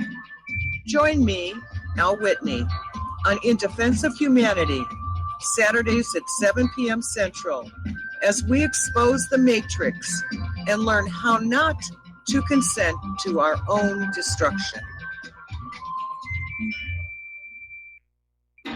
Without the right accessories, any guy can be off the mark. Whether you've invested thousands in your arsenal or you own a single trusted firearm, a visit to AROutfitting.com is in order. It's one of the finest online selections of tactical optics and AR parts and add-ons, like EOTech, quick target acquisition with no peripheral loss. Browse the full range of Nikon scopes and binoculars. AROutfitting.com can illuminate your world with Streamlight gun-mounted lights from keychain to large handhelds up to 1,100 lumens. Find some stability with Battenfield tactical bipods. AirOutfitting.com has CMMG gun parts, barrels, assemblies, handguards, part kits, and more, plus mag-full clips and magazines. I know I've got you excited, so take a breath. Head to AirOutfitting.com. The site's super easy to navigate and features a ton of technical info, including links to manuals. We also welcome vendor and manufacturer inquiries. Remember, if you don't see it, we can get it at AirOutfitting.com. When all this twisted steel was swept away, did these remaining holes reveal what's really happened? And we're going to go back to the phones here. Welcome back to the show. And we're talking with Nathan in Northern California. Aloha, Nathan. Welcome to the show. What's on your mind? Oh, hi, Mike. just a real quick call. I mean, do you really believe that the economy is that bad? I mean, Dustin calls in and says everything is rotten, everything is rotten, everything is rotten. And personally, I'm sick of Dustin calling in and saying everything is rotten. I mean, what do you really, really, really believe that this economy is that bad? Yes, I do. It's completely You out of really balance. believe that? We've never seen wealth inequality at such a high level, where all the wealth is concentrated at the top. We're in a wartime economy. Our infrastructure is being neglected to pay for all of these wars of conquest around the globe. And we are having some of the top economic experts saying there has to be a major stock market correction because it's all been run up through market manipulation, and there's no value underneath those stock prices to prop them up any longer. Okay, Mike. Well, you know, I just can't stand Dustin's negativity, and all of the negativity is just too much for me. I'll check in with you in 6 months and see how you're doing, but thank you so much for taking my call. All right, you're welcome. And yeah, I know it's a dire situation, but hiding from it isn't going to make it go away. In fact, if anything, you should be looking at your own personal finances and saying, what can I do to reduce the impact on me when the bad things start to happen? Obviously, getting out of debt as much as possible, not being in the stock market, having as much precious metals as you can. It's all common sense stuff. But running away and hiding for 6 months, you're going to get caught by surprise. All right, now over in Pakistan, they're getting ready to request another bailout from the IMF. This is following on Argentina's footsteps. And basically, the U.S. is opposed. The U.S. does not want the IMF to bail out Pakistan. And Pompeo was out there saying that we look forward to engagement with the government of Pakistan's expected new Prime Minister, Imran Khan. But he says there's no rationale for a bailout that pays off Chinese loans to Pakistan. That's really the issue. Let's find another way to zing China. Now, as was reported earlier, Pakistan's urgent need for the emergency cash came as a result of a currency crisis that saw a serious devaluation of the Pakistan rupee, as Pakistan burned through a third of its reserves in the past year. But the reason for the U.S. opposition to an IMF bailout is Pakistan won't be able to repay its loans to China. It's just another way of digging at China. That's what's going on here. And once again, we're seeing sanctions here, sanctions there. You get a sanction, you get a sanction, you get a sanction. U.S. officials have frozen the U.S. assets of the Russian oligarch Oleg Deripaska. This is from the New York Post, including his sprawling mansion on the Upper East Side of Manhattan. Now, Deripaska bought the property for $42.5 million in 2008, according to property records. FBI agents tried unsuccessfully to flip Deripaska in exchange for information on Russian organized crime and Russia's aid to Donald Trump's 2016 campaign. So there it is again. There was no evidence of Russia-Trump collusion. The FBI is trying to manufacture it by putting pressure on this guy. All right, we're going to take another phone call from Dan in Washington State. Aloha. Welcome to the show. What's on your mind? Aloha, Mike. Thanks for taking the call. I just want to respond to that last caller about tariffs. It's the people, it's a tax, but it's a tax that creates jobs. And it's guys like that called in that don't have the history knowledge of the economy in this country, that we always had tariffs, and that's what built up our economy to begin with. And once they got rid of the tariffs, there goes your jobs. So it's very simple, and I just don't understand. It's like a never-ending argument, you know? But no, it's a never-ending argument. The problem is we're not seeing a surge of jobs. I mean, they're coming up with numbers that, as I said before, it's a drop in the bucket compared to the number of Americans without work. So as far as job creation goes, the tariffs are proving to be tremendously ineffective. Well, they're just started. He hasn't even hardly gotten tariffs yet. They're just barely talking about it. But if you go back to, before World War II, we had a 25% tariff all throughout from the Civil War, all through. That's what you're not going to have free trade with China, and without tariffs and not lose all your jobs. It's just very common sense. So, I think it's going to be painful for a few years because it will raise prices. But eventually you'll get the jobs back. I don't know how many jobs we're going to get here. I mean, you have all the fast food restaurants are now automating, self-service kiosks. There's a story we're hitting a little later in the show today about somebody has now set up the world's first totally automated farm. The only people working on this farm are the ones who are there to repair the various pieces of machinery. And we're seeing this all over the place. Robots to assemble cars, robots to... Hang on a minute, okay? If American corporations are going fully into automation, then no amount of tariffs are going to bring those jobs back. Well, that's true, but when you go to Walmart and see everything made in China, it's not because China has better robots. So you're still going to bring jobs back with tariffs. And all this stuff isn't made in China because of better robots. So, yeah, there's automation, but that's just the talking point that the globalists use to keep free trade going and globalism going and keep the jobs away from coming back. So, yeah, I mean, that's all I got to say. All right, well, thank you very much, Dan. And I keep hearing this other side of the argument that the tariffs are going to bring back the jobs. No, not really. Because we're currently in an economy where corporations want to automate everything. And again, it's a very short-sighted policy. And as robots get more and more sophisticated, there's not going to be very many jobs that the robots can't do. Now, not everybody is a doctor or a lawyer or an engineer. Actually, it's a very small segment of the population. But, your ordinary middle-class jobs, I mean, construction, they now have robots that build entire houses. The trend is very, very obvious.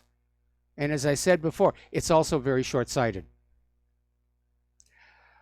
All right, down in Venezuela, after decades of economic warfare, their annual inflation rate hit 488,865% in September. They're heading into Zimbabwe territory.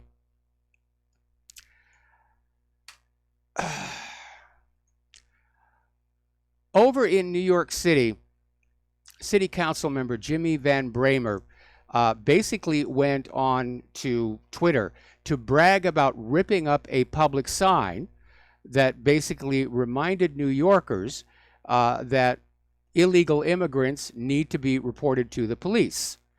And so Van Bramer ripped the sign down. He videoed himself doing it. And he tweeted, "Saw this trash on Skillman Avenue during my AM run, tore them up. We are a sanctuary city. We need to be a sanctuary neighborhood. All immigrants are welcome here. If you see these, feel free to take them down. Be a sanctuary neighbor. Must trump values." Now, in point of fact, illegal immigrants are illegal immigrants. And they should not be here without going through the proper immigration process. But the Democrats are desperate to just open those borders and flood people in. Meanwhile, up in Portland, Oregon, in fact, this was just on Fox News a little while ago, there was a big protest / riot that took over a busy intersection in this protest over the shooting of a black suspect. And it got so out of control, the police basically backed off, and it wound up Antifa was directing traffic to get people through there. They're not interested in guilt or innocence or who's to blame. It's just protest, protest, protest. Down in California, the Department of Motor Vehicles has now admitted that non-citizens have been added to the voter rolls because of California's motor voter law. Nobody at the DMV is asking for verification of citizenship before registering them to vote. And apparently the problem came out in September, where the DMV said it discovered it sent the Secretary of State's office 23,000 erroneous voter registrations. So it's out of control. It's just out of control. Tucker Carlson gets it. Tucker Carlson gets it. On his show, he had a debate with a former illegal immigrant, Cesar Vargas, about the state of immigration policy and what should happen. And, of course, Cesar Vargas wants open borders, and he says illegal immigrants in the United States should get voting rights. And Tucker Carlson came on out and said, here's the bottom line. I just want our viewers to understand the agenda of lunatics like you, and I mean that with all respect. I like you personally, but you are saying 22 million brand new voters in our electorate, okay, out of nowhere, here illegally, and now they vote. 90% of them will vote for the Democrats. What you're saying is that one political party will have a hammerlock on national elections forever. What do you think the rest of us think about that? And Vargas came on back and said, I simply say, why don't the Republicans and the Democrats compete for the vote and let people have their say? If Democrats want to pass immigration or Republicans want immigration reform, give them the power to vote and let's compete. That's what democracy is all about. And Carlson came on back and said, yeah, letting foreigners invade your country and take over your government, that definitely sounds like democracy to me. And that's exactly what's going on. Tucker Carlson has it right. The nation is being flooded with these illegal immigrants, and by voting, they're literally going to vote our country into their pocket. And it's ridiculous to say the Republicans and the Democrats can compete for the illegal immigrant vote, because the Democrats opened up the doors and give them all kinds of free stuff. And the Republicans don't want to do that.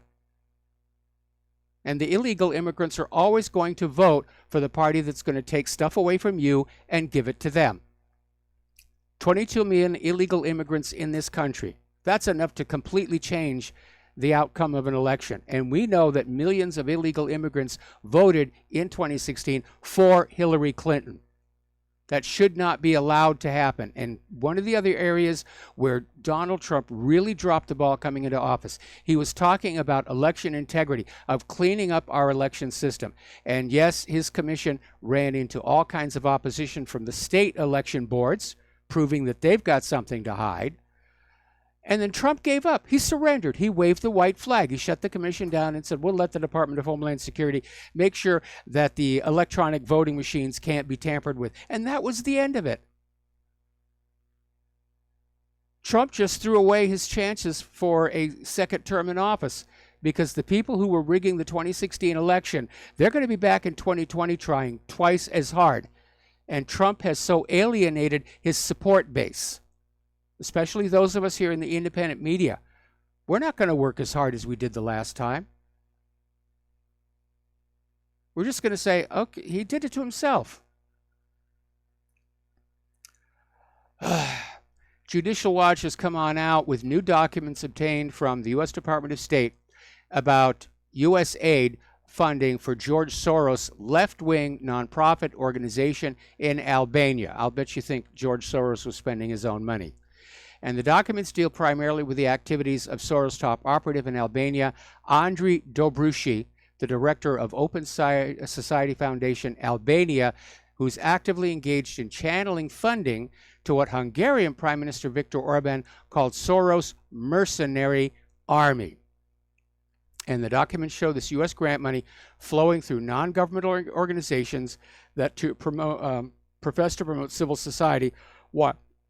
Excuse me, I got the hiccups. While in fact attacking traditional pro-American groups, governments, and policies. Over in Parliament, in between screaming back and forth about Brexit and anti-Semitism and Jeremy Corbyn and everything, apparently the staffers at Parliament have gone public at just what a condition members of Parliament leave in their offices and meeting rooms. And they're talking about things like vomit, piles of vomit, and used condoms. And this is not what these cleaners signed up to have to deal with.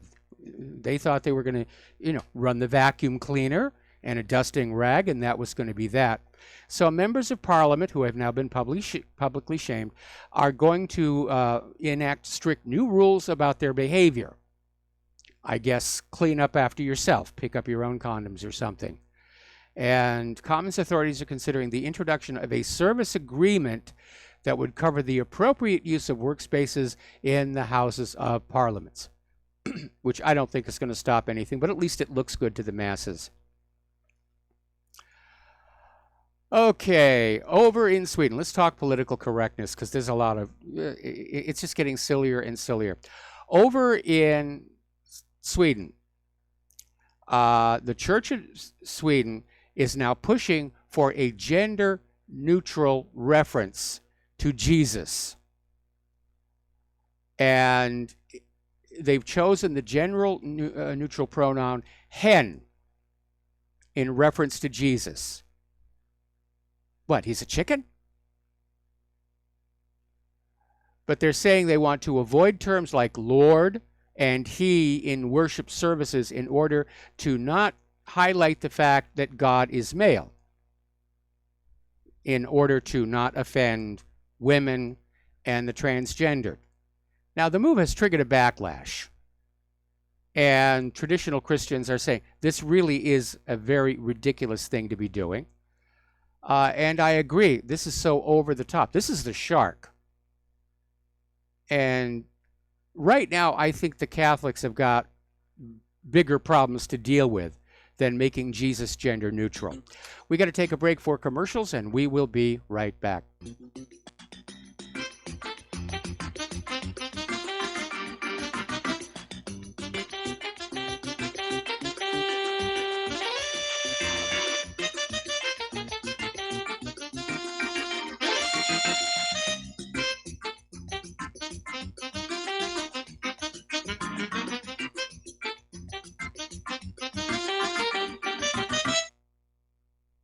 Tired of being lied to by mass media? It's growing more and more apparent today that news is received less and less through standard media outlets. Even with a growing audience every day, RBN is beginning to direct more efforts into social media. Social media and the use of the internet is fast becoming the primary source of people for news, regardless of demographic. RBN has set out to provide some of the best news on the internet through republicbroadcasting.org, and also has begun to use the tools to our advantage by way of social media. Republic Broadcasting is now operating a Facebook page to function as yet another avenue to have our collective voice reach new audiences across not only America, but across the globe as well. The Facebook page features not only news, but also an RBN player to listen to our broadcasts. Get involved by visiting facebook.com/Republic Broadcasting and liking our page and share it with your friends and family, because you can handle the truth. Many people write us about their experience with Extendivite. Allow me to read a few from Amazon.com. Dr. Sam Serino reviewed the Extendivite product. Good ingredients, feeling much better since taking product. It seems that the tablets work well. Once again, thank you for your product. My acid reflux has really improved thanks to the Extendivite. Together with my thumb joints, the pain is gone and I'm able to grip things much better.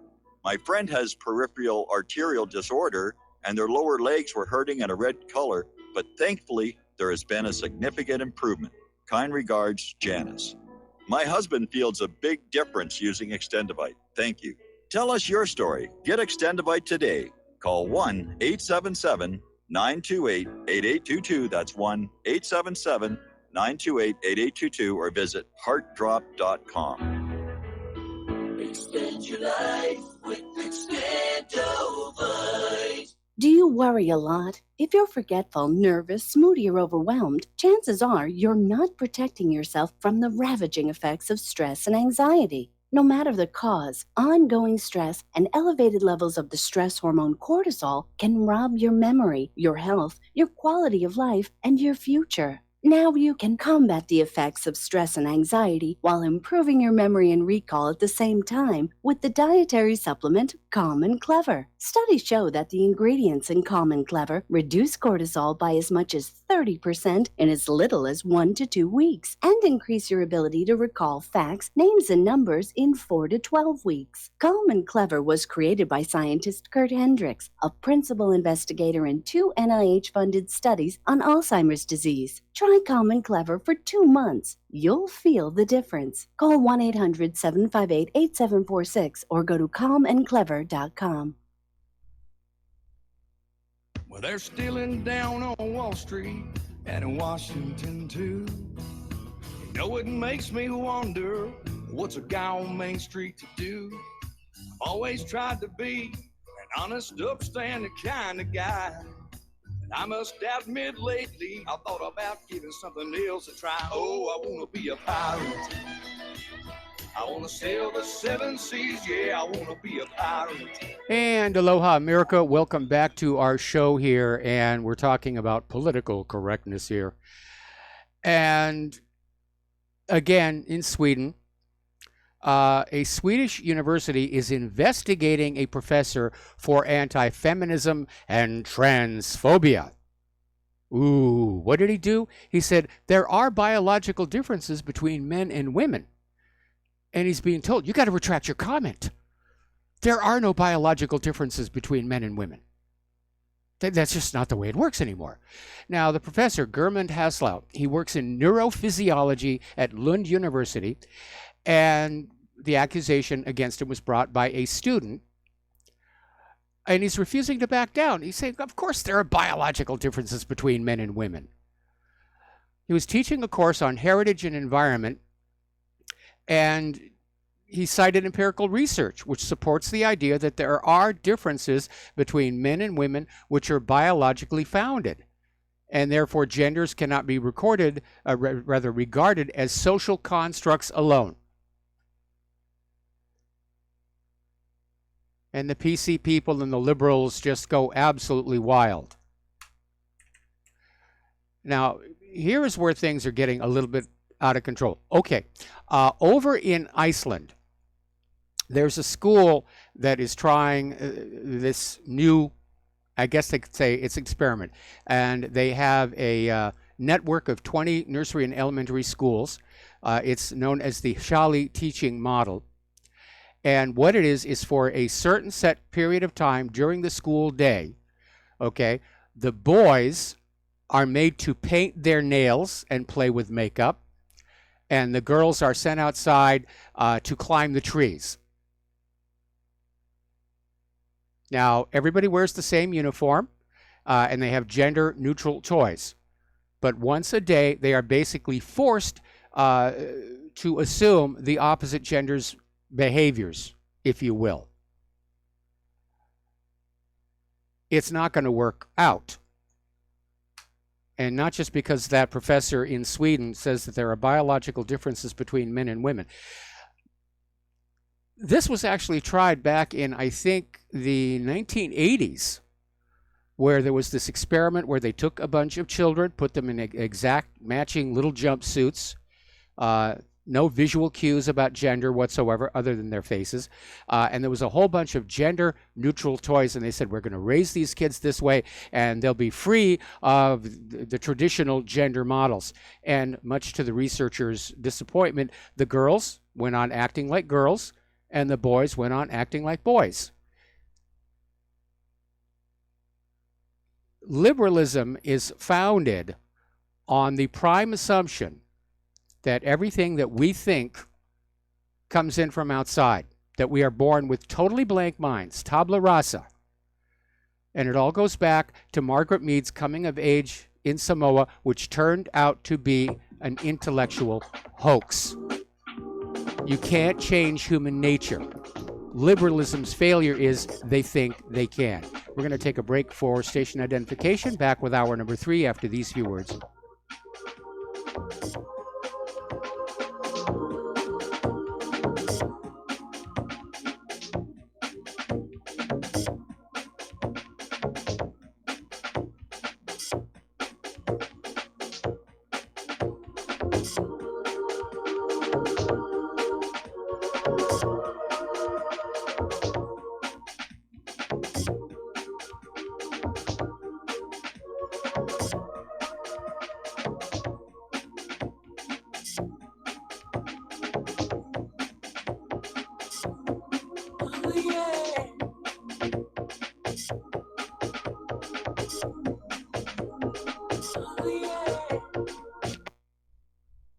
Homeowners, are you in foreclosure, expecting to be served with a foreclosure lawsuit, or suspect your lender has coerced you into an illegal mortgage transaction? A huge number of mortgages made in the last 10 years have legal issues and are possibly defective. State laws and the U.S. Supreme Court have upheld that defective mortgage documents are grounds for foreclosure defense and for counterclaims in favor of the homeowner. If your mortgage has been sold or assigned since closing the loan, it may be defective and you may be paying the wrong party, and the lender may not have standing or the right to foreclose or collect payments under the law. If you would like to know if your mortgage is legal or not, or know if you are paying the right party, we can help. Our initial consultations are free of charge. We are not attorneys. We are legal researchers and work closely with experienced lawyers who know how to help you find the evidence to help you keep your home. Call toll free 1-855-2-KEEP-IT. That's 1-855-2-KEEP-IT today.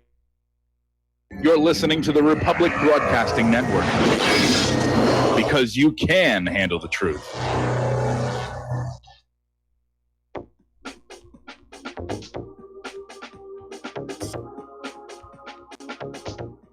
What really happened with your host, Mike Rivero. You're listening to the Republic Broadcasting Network, where you'll find out what the Fukushima's going on. And aloha, America. Welcome back to our show, hour number 3. The phone lines are open, 800-313-9443. And I want to read you a couple of emails that came in during the commercial break. According to an article on Yahoo Finance, Dina Powell from Goldman Sachs is under consideration to replace Nikki Haley.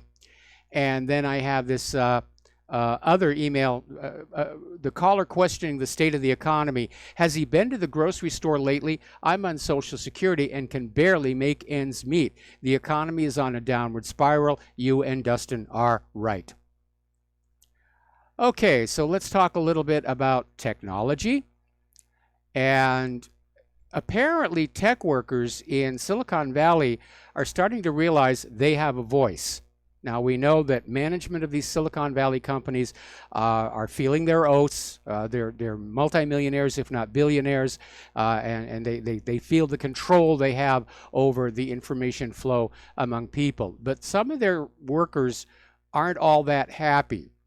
And right now, tech workers are in demand. These Silicon Valley companies, it's easier for them to raise cash than to find good engineers, even with the H-1B. And so workers have bargaining power, and they're using it. You had the uprising over at Google, over that Pentagon, what they called the Baby Killer Project, and a Chinese surveillance project, to Microsoft's uprising over contracts with Immigration and Customs Enforcement. Tech workers are emerging as part of the solution. Now, it's part of a wider movement to formulate an ethical basis for technical work, and a sense among established and new engineers that their work has an all-important ethical dimension, and it certainly does. You know, we're seeing it with all this surveillance and all this manipulation and all this filtering. And a good example here, a story that just came on in. Apparently, a British regulator says that criticizing speed cameras on the radio violates the broadcast rules. Can't get much more Orwellian than that. You know, tell them happy news. Don't tell them, you know, about the war and surveillance and corruption. You know, tell them about kittens and butterflies and flowers and fun stuff like that. Okay, Apple iPhone users, iPhone XS users are going to be delighted to learn that Apple has issued an update to iOS that fixed the bug that left some users unable to charge their phones if the screen was off. Apparently it was a fast fix, and they got it on out there. It's iOS version 12.01 to address the issue. So they finally got that one done. Again, showing the double standard that we have for corporate social media. Alex Jones is now on a lifetime ban from Twitter for telling off a CNN reporter at a public event. Okay.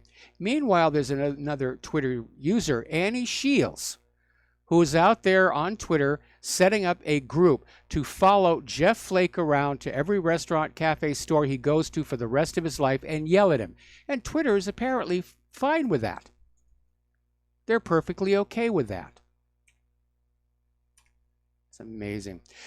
Now, a few days ago, there was this big story about how there were these 4 Russian spies that were arrested for cyber attacks and so forth.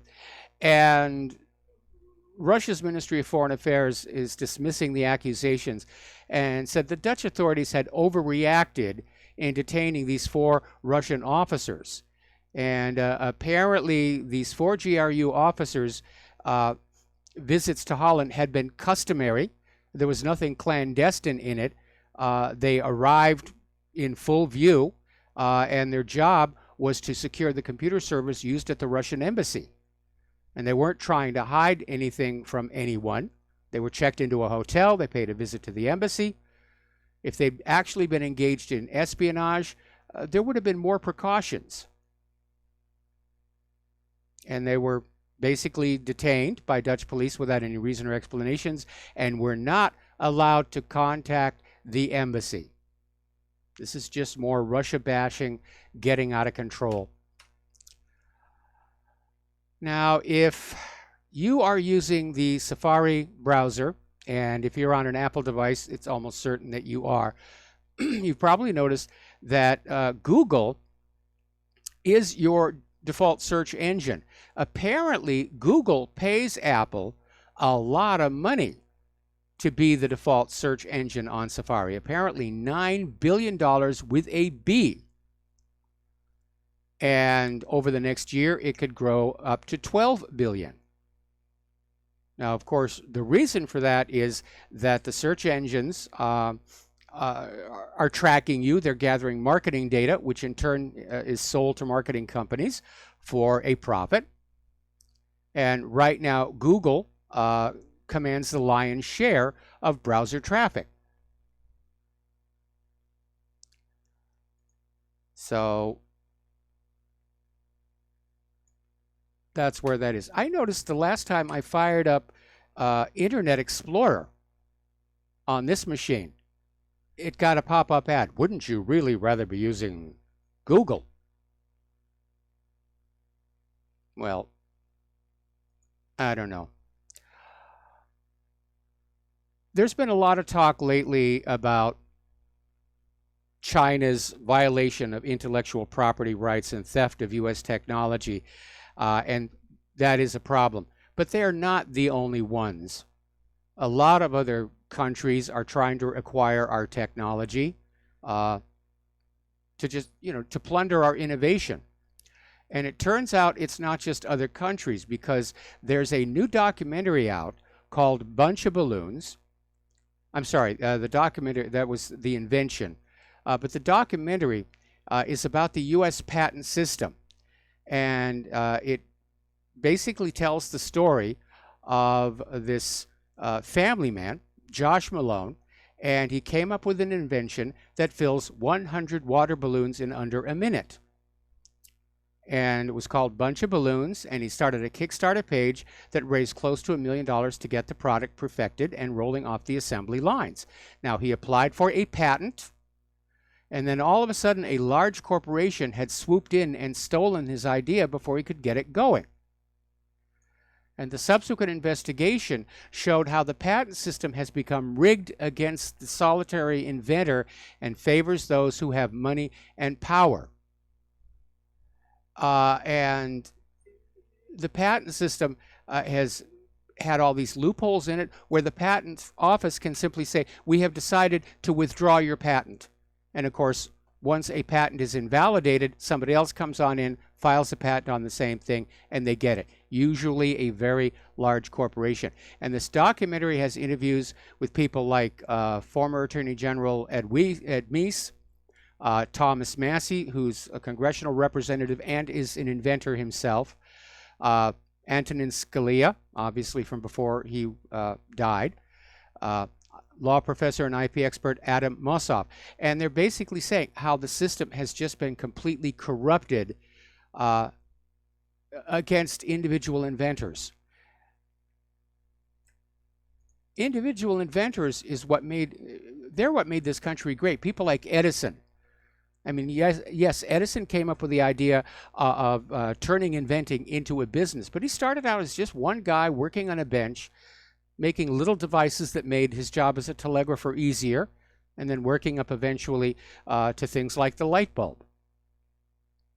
Now, do you think he would have kept on doing that if the first invention he came up with, the patent office had said, we've decided to revoke your patent and give it to this very rich person over here? Edison would have probably said, well, I'm going to go do something else with my life here. All right, let's take a phone call from Don in Iowa. Aloha. Welcome to the show. What's on your mind? Yes, Mike. I just can't believe this deal with the Clintons.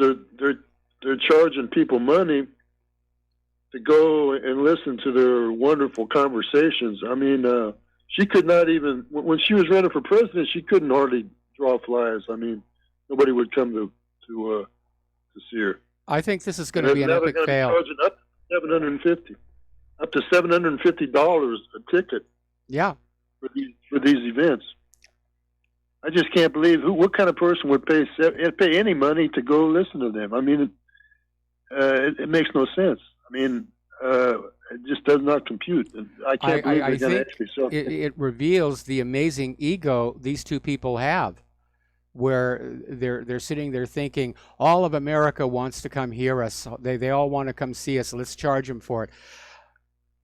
I'm sure they'll get a few people who will show up, just to be able to say, I actually met a former president once in my life. But I don't think it's going to be a huge success.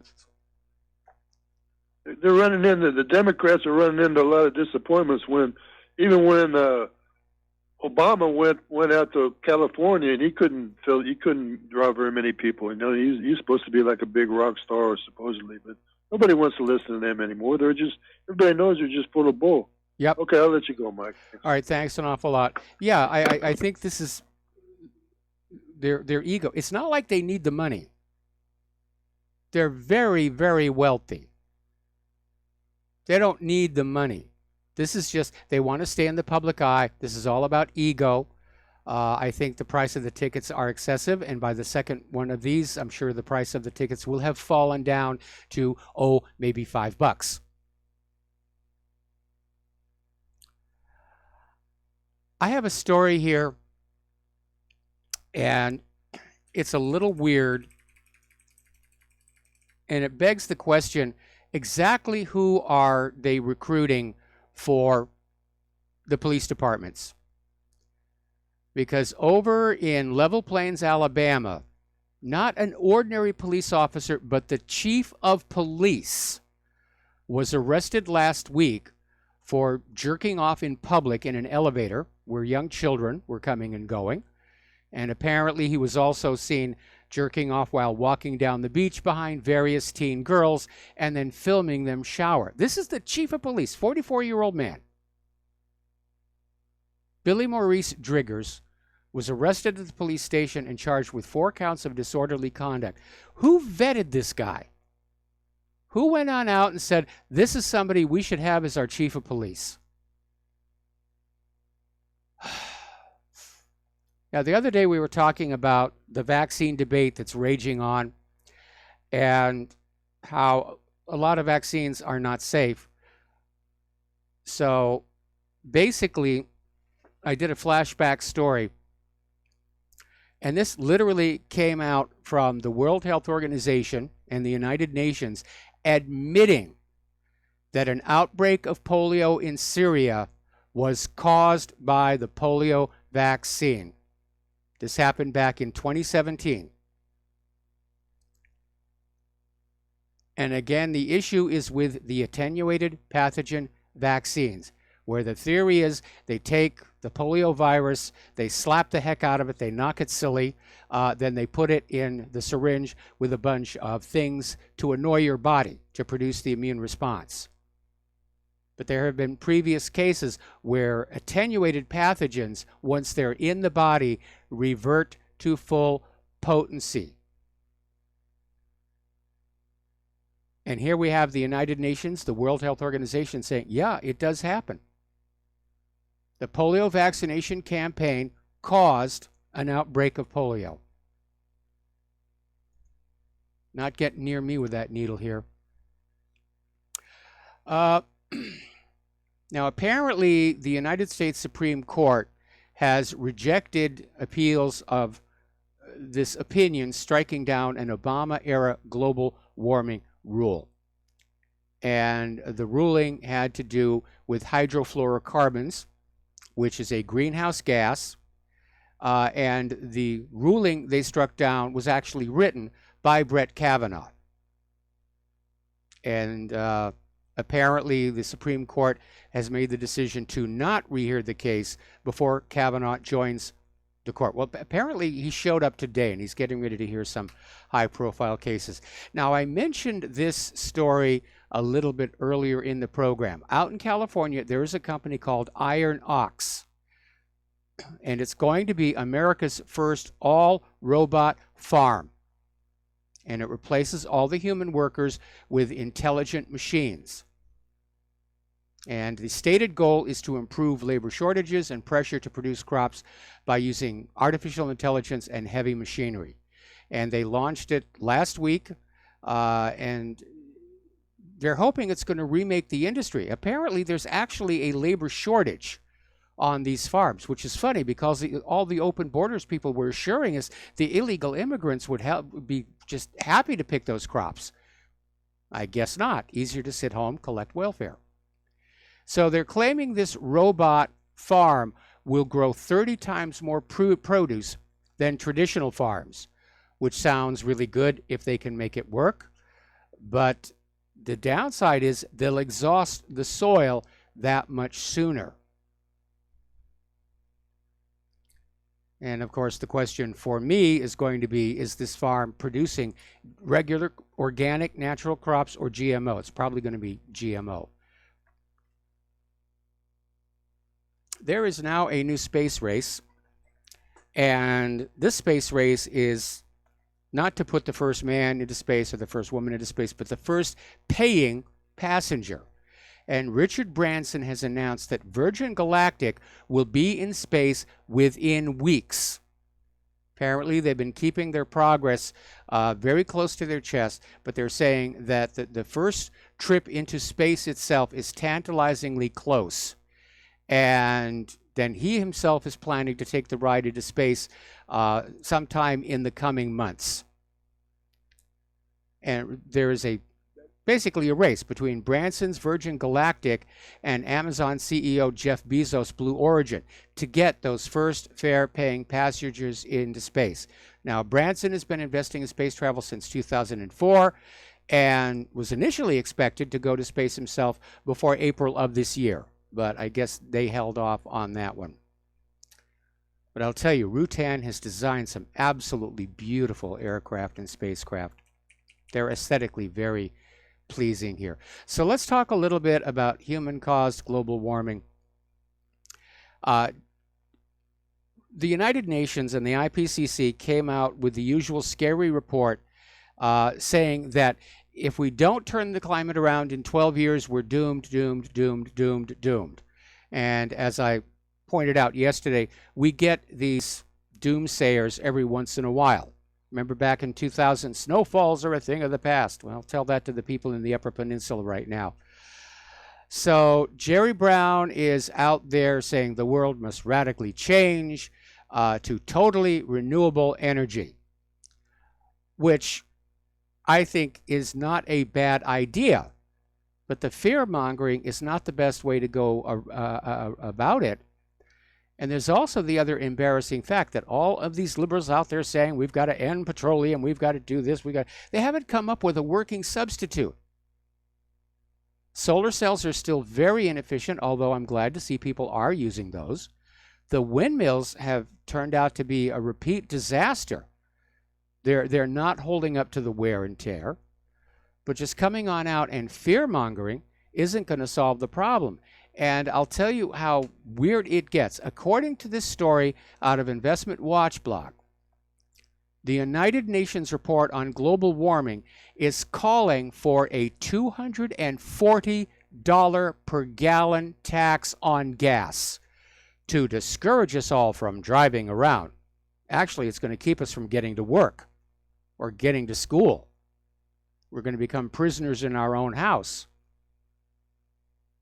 Now, of course, Agenda 30 is all about getting us out of privately owned cars and onto public transportation. But so far, the push to have workable public transportation isn't doing very well. And we have a good example of that right here on the island of Oahu, where in this coming election, we actually have local candidates who are running on the issue of halting that train program after all of its cost here, which means we'll all get to sit and look at those concrete tracks here for the rest of our lives. We're going to take a break for commercials. Join us on the air, 800-313-9443, and we'll be right back.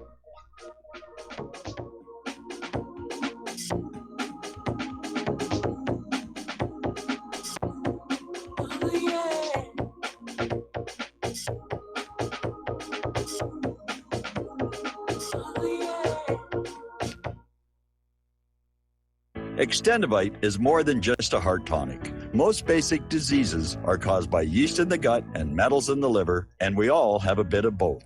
The garlic in Extendivite has a yeast-killing effect in the gut while also helping the sulfur enzyme in the liver get rid of the metals. Extendivite just may improve your overall health. Products like Extendivite are the only way we are going to get our society healthy. And if you're waiting for the government and pharmaceutical care to solve your health problems, you're going to have a long, disappointing wait, I think. Extendivite is a complete formula for extended life in the new millennium. 80 can be the new 60. Extendivite is available in capsule or liquid form for just $69.95 for a 2-month supply. To get started, call 1-877-928-8822. That's 1-877-928-8822 or visit heartdrop.com. Extend your life with Extendovite. Attention RBN listeners. Dr. Ignatius Piazza, founder of Front Sight Firearms Training, and fate have come together to allow RBN to run another fundraiser till the end of the year. We didn't really expect this opportunity, but thankfully it's here and running as you hear this. We've set a goal of 500 donations by the end of the year, which averages around 6 per day, 7 days a week. When you realize all the folks listening to RBN all hours of the day and night, we think our goal is realistic and extremely critical to keep RBN on the air.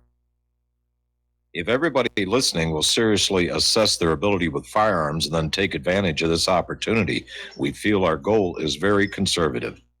Please take the time to look over Front Sight's website to get an idea of an amazing facility and the world-class training that's going on there. If this interests you, you likely will have like-minded friends that would like to know. Tell them. If for some reason some listeners are not personally interested, consider sons and daughters, close friends, nieces or nephews, top valued employees, inform club members, share the opportunity with police and fire departments. It's not too early to plan Christmas presents for special people.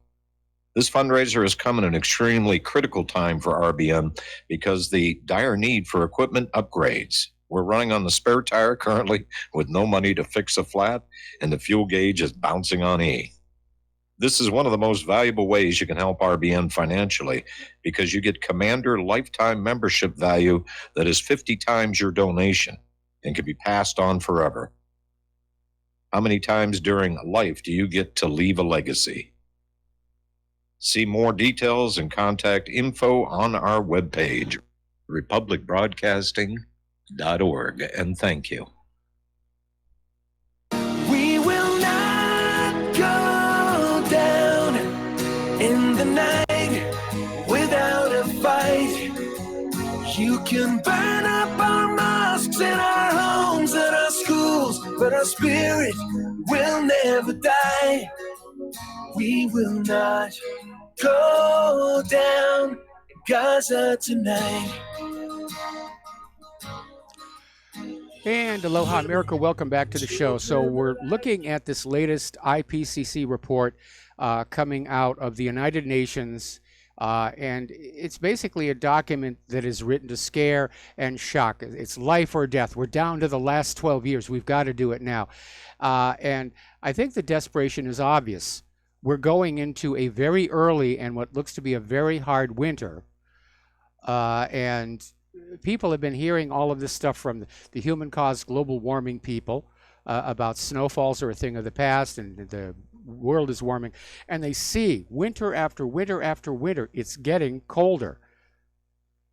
And now even NASA has acknowledged that, yeah, their sensors are saying the Earth actually has cooled slightly. Now we know that the sun is going into a period of reduced activity. The sun is not a constant. It operates in cycles. When you were in science class, you probably learned about the 11-year sunspot cycle and the 22-year magnetic cycle, and now scientists are starting to see indications of much longer cycles, 3 of which are going to overlap on the low end of the cycle in the coming decade. And this could lead to a new Maunder minimum.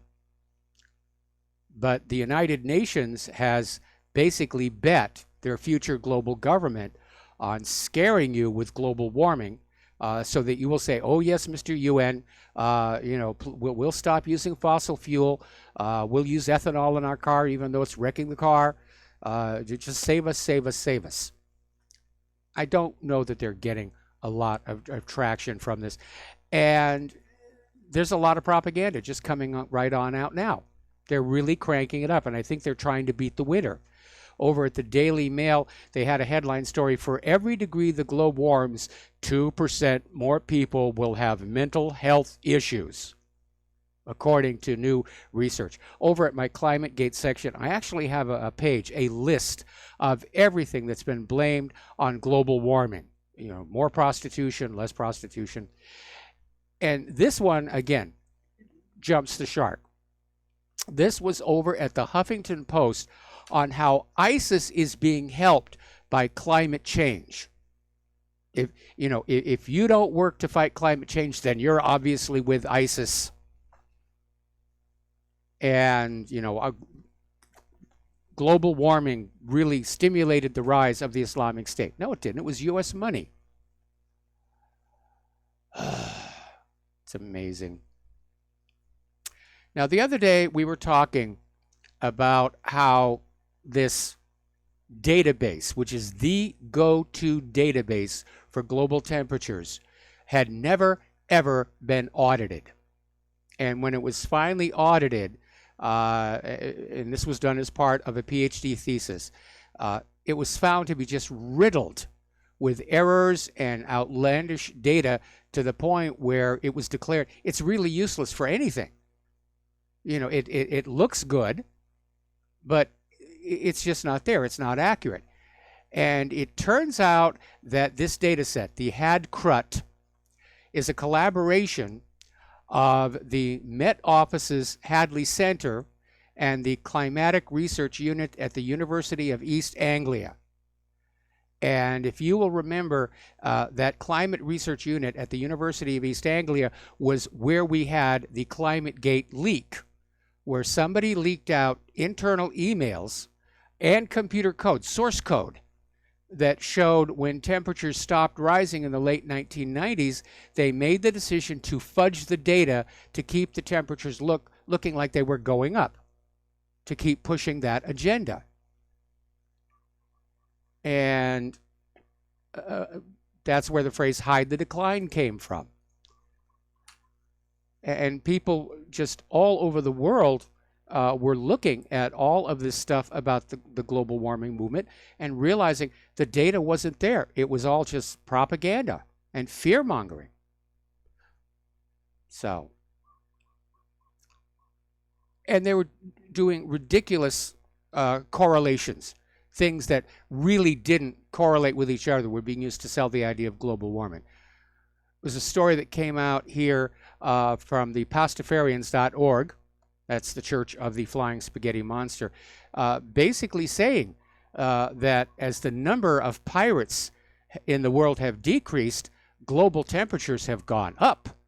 And therefore, if we want to fight global warming and climate change, we need to bring back the pirates. matey, we need to have the pirates come on back. And this is kind of the style of the Pastafarians, because the whole idea of the Flying Spaghetti Monster, it was really a form of protest over some quasi-religious indoctrination that this man's daughter was going through at school. Apparently, they lived in a part of the country where the schools were allowed to basically enforce religious ideas. And this guy came on in and said, well, if you're going to say we have a place for Jesus here, well, then you have to have the Flying Spaghetti Monster. Anyway, we're going to take a break for commercials. We've got one caller waiting on the line. I could use a few more callers to get out of the show today, and we'll be right back.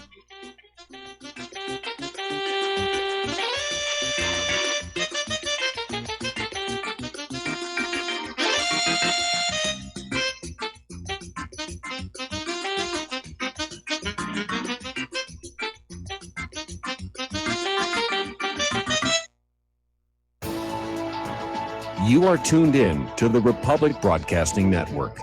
Visit our website by going to republicbroadcasting.org.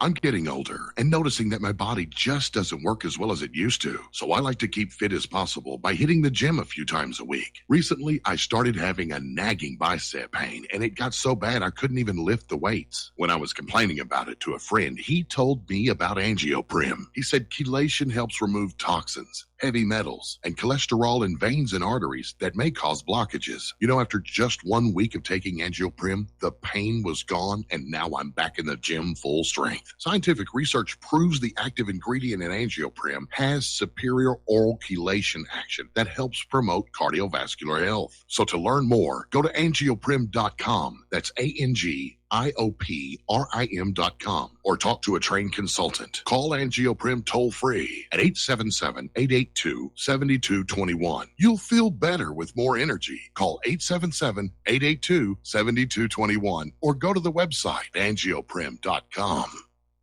This is too good to be true, except this time it is real. 100%. No joke. How about a $25,000 membership to Front Sight Firearms Training Facility as a thank you bonus for a one-time donation to RBN of only $500? It is a Commander lifetime membership with no yearly fees or dues. The training is free for the rest of your life with over 50 different classes. Then leave it to your designated beneficiary. You provide the approved firearm, holster, ammo, eye, and ear protection. Many features and bonuses are included, more than you would ever expect or believe. This is the ultimate graduation present, wedding gift, etc., etc. See the details. Go to RBN's webpage and frontsight.com to make it happen. You will hear this offer only on this radio network. Help keep RBN alive. Tell 5. Many people write us about their experience with Extendivite. Allow me to read you a few from Amazon.com. By Mel.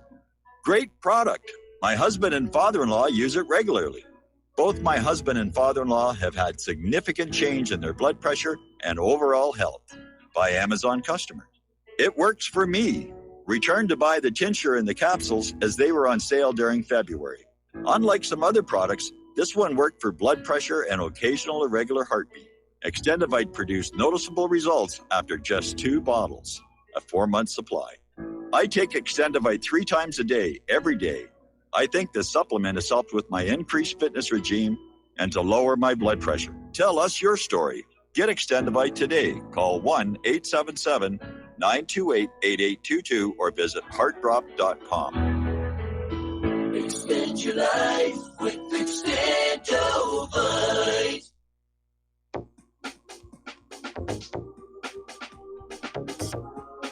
What really happened with your host, Mike Rivero. Join Mike on the air. Call toll-free 800-313-9443. 800-313-9443. And aloha, America. Welcome back to our show. And we're going to go ahead with a phone call from Mark in Montana. Aloha, Mark. Welcome to the show. What's on your mind? Howdy, Michael. I actually work in the oil and gas industry. I'm a health, safety, environmental specialist in West Texas. I live in Montana. I fly down, do my time. I go home, every couple of weeks. And I kind of wanted to address some of these crazy alternative energy guys. I got a friend of mine that does the same position that I do in the wind industry.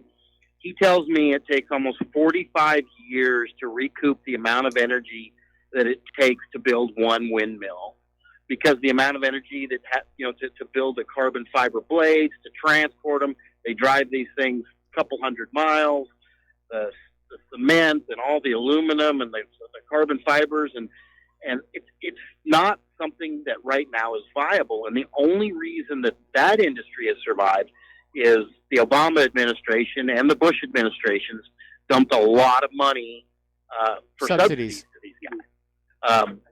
Yeah, there were subsidies, and when the subsidies ran out, and there are places here in West Texas where they put these windmills up, when the subsidies ran out, they just quit building them. I mean, there's half-finished windmills sitting in a lot of places, and we similarly with the solar, and I do believe that there's a good use for solar on an individual basis, but not on a mass basis. If you put it on your home, I think you can get by really good with it. The problem with it on a mass basis is, again, the minerals and stuff that are used in it, comes from these places where people kill each other over diamonds. It's almost like, a bloody industry. And the amount of energy that it takes to mine some of that stuff is just, they'll never recoup it out of the solar cells. And right now it's not viable. I, for one, would love to see the day that I can go to work and work on a windmill somewhere and not have to deal with the oil and gas industry. But it's right now in my lifetime, it's not going to happen. And on another note, I want to talk about ethanol, because I see that our president, and I like Trump, but he's pushing some ethanol subsidies again. Ethanol is one of those things that it's a zero energy loss.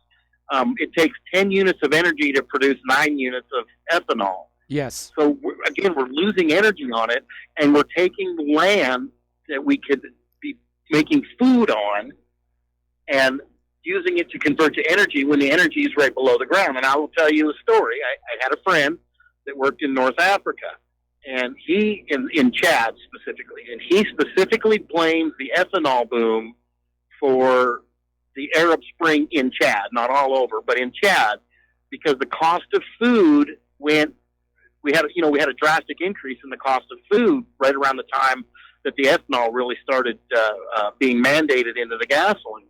And the food prices went so high that a lot of these third world countries that were spending half of their daily earnings on food it was now 110% on food, and they could no longer afford it.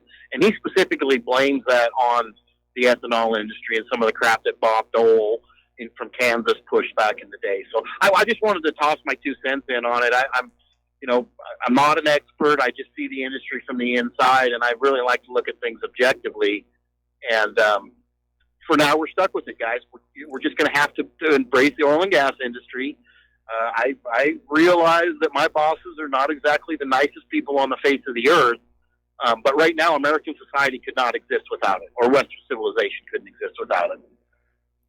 Well, you're absolutely right about that, and there's also another factor in that, especially as we head into World War III, you can't run a warplane or a tank on solar cells.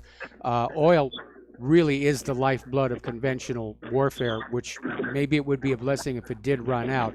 There are, of course, 2 competing theories about that, and one is that oil is being renewed by microbial activity deep in the crust. The issue is that we humans are burning it faster than those little microbes can generate it.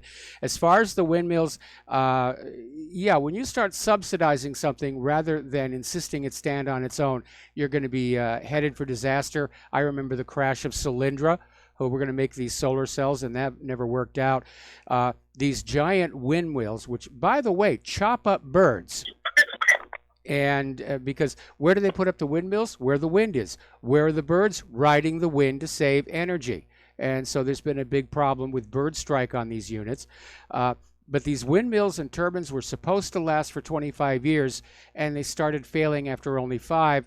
And in the case of one of the most popular turbines that were out there, the company producing them had gone out of business, so they can't even get spare parts anymore. Now, we've got a working wind farm up here on the north part of Oahu, but down on the Big Island, unless it got eaten by the volcano, there's the remains of an abandoned wind farm down there that just didn't work on out. I'm hoping they're going to be able to restart Hawaii's geothermal plant because that would generate electricity. You know, everybody's all worried about you know, the environment here, but you're right. There is an environmental cost to producing solar cells. There's an environmental cost to producing the windmills. And as far as ethanol is concerned, it sounded really good when it came on out, but it's not carbon neutral because when you factor in the processing of the plant matter to produce the ethanol, it actually has its own carbon footprint. And because there is less chemical energy in ethanol than there is in gasoline, you have to buy and burn more of it to get the same amount of work out of your vehicle. And there is that issue, of course, that the ethanol is bad for the fuel system on older cars. And now they want to go to E15, ethanol gasoline. The instruction manual on my newer car says 10 at top. And there are actually car manufacturers out there, you know, major car manufacturers who say in the warranty, if you put ethanol gasoline in this, the warranty on your engine is void. I mean, that's how serious a problem this is. Yeah. I did an experiment a while back with some with ethanol, and it's very unscientific, but they gave me a Dodge that was an E85, so it could run on E85. I was working in North Dakota at the time, and I went ahead. I ran it on. I ran it from where I was at to Williston, North Dakota, on regular E10, and you know everything was neutral. Everything was good. The elevation was the same. There's, of course, been to North Dakota. There is no elevation. It's flat, and when I got up there, I filled up with the E85 because it was available in Williston, North Dakota. I don't know if it still is or not. And I filled up with that. And when I came back, I got 9 miles out of the gallon out of that truck. I was getting 20 with the regular gasoline. Now, I paid 20 cents a gallon less. But if you start figuring in the loss of mileage on it, I was paying more and using more fuel consumption to get the same amount of the same amount of distance out of it. And you're having to stop more often at the fueling stations. Well, right, and they bring up the point. Well, Brazil uses it, but you know what? Brazil uses sugarcane to produce their ethanol, and they use manual labor and horses.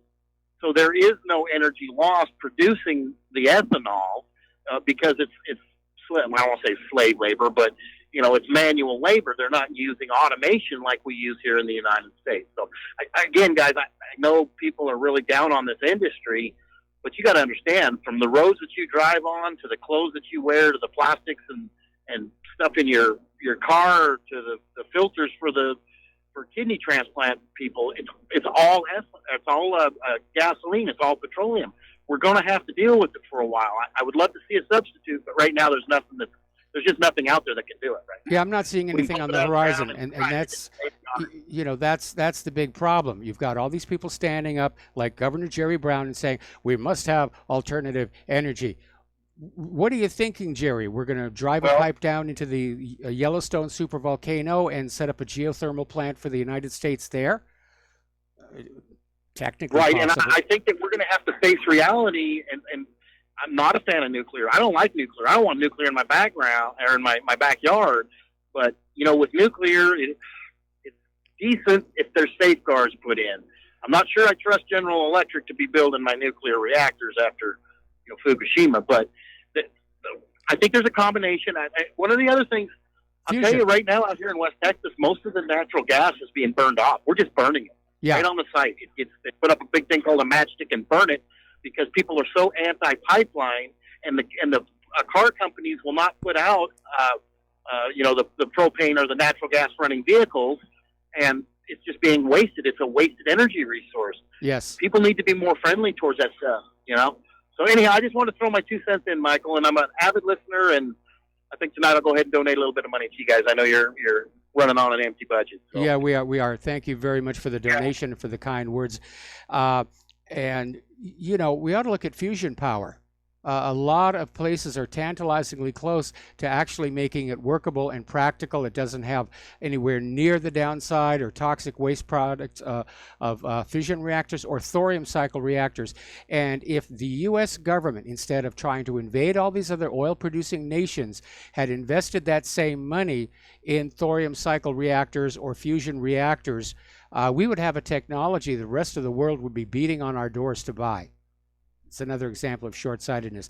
Okay, before we go back to the phones here, I just got an email.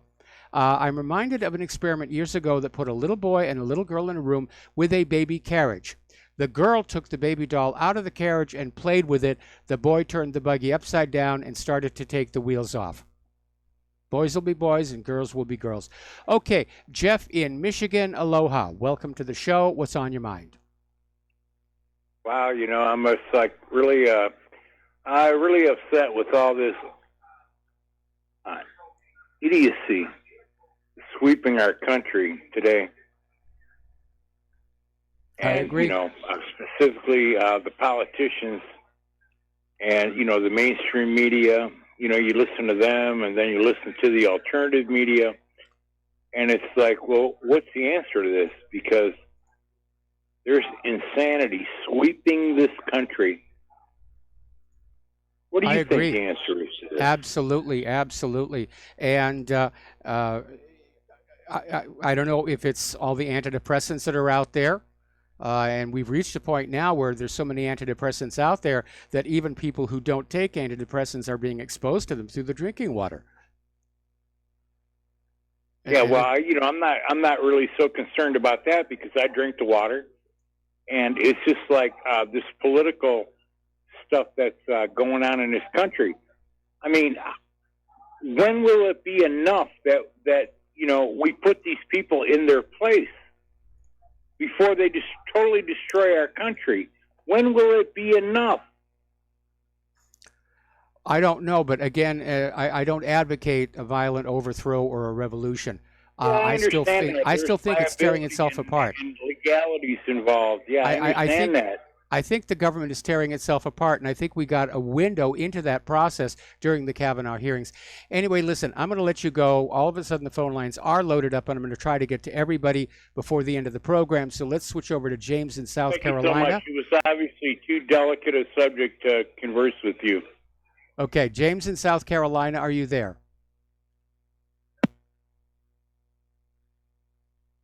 Okay, James in South Carolina, are you there? I guess we lost him. All right, so let's switch over to Mateus in Canada. Hello. I'm here. Okay, there. All right, we got our phones sorted out here now. I am James in South Carolina. Who are you? Well, I'm the host of this radio show, Michael Rivero, and all I can tell you is hunker down because you're about to get another big storm come over. Okay. Now I'm looking at it coming now. I got a question. You're talking about automation, and that's a bad thing. I mean, it can be, but suppose automation heightens productivity, and instead of a 40-hour week, people start working 20-hour weeks or 30-hour weeks. And I think that's if they're still getting the same money, okay, I mean, automation working together with workers is a good thing. But when automation displaces workers, again, if people are not able to earn decent wages and salaries, they're not going to have the money to go into the stores and buy those products, regardless of whether they're made by humans or robots. Well, but if the productivity increases, and it might with automation. What good is productivity without consumption? Well, if productivity increases, you can drop the number of hours that people work. More people can work. You're not hearing instead me. of having You're not hearing me. What good is increasing productivity if consumption is not increasing alongside it? Well, what I'm saying is, if you increase productivity, you will make enough so that people will buy. It will be cheaper. Things will be cheaper. People will be able to afford them. You can drop the number of hours, and more people can work. Now, ultimately, I suppose the ultimate goal of automation is to do away with all work. I don't know. Well, I mean, if you take it to that extreme, it does seem to me possible that everybody once worked 60 hours. People on farms worked 14-hour days in the summertime and all like that. Yep. And now they don't. And it does seem to me that you can envision a technological situation in which people do not work as much and their productivity is high.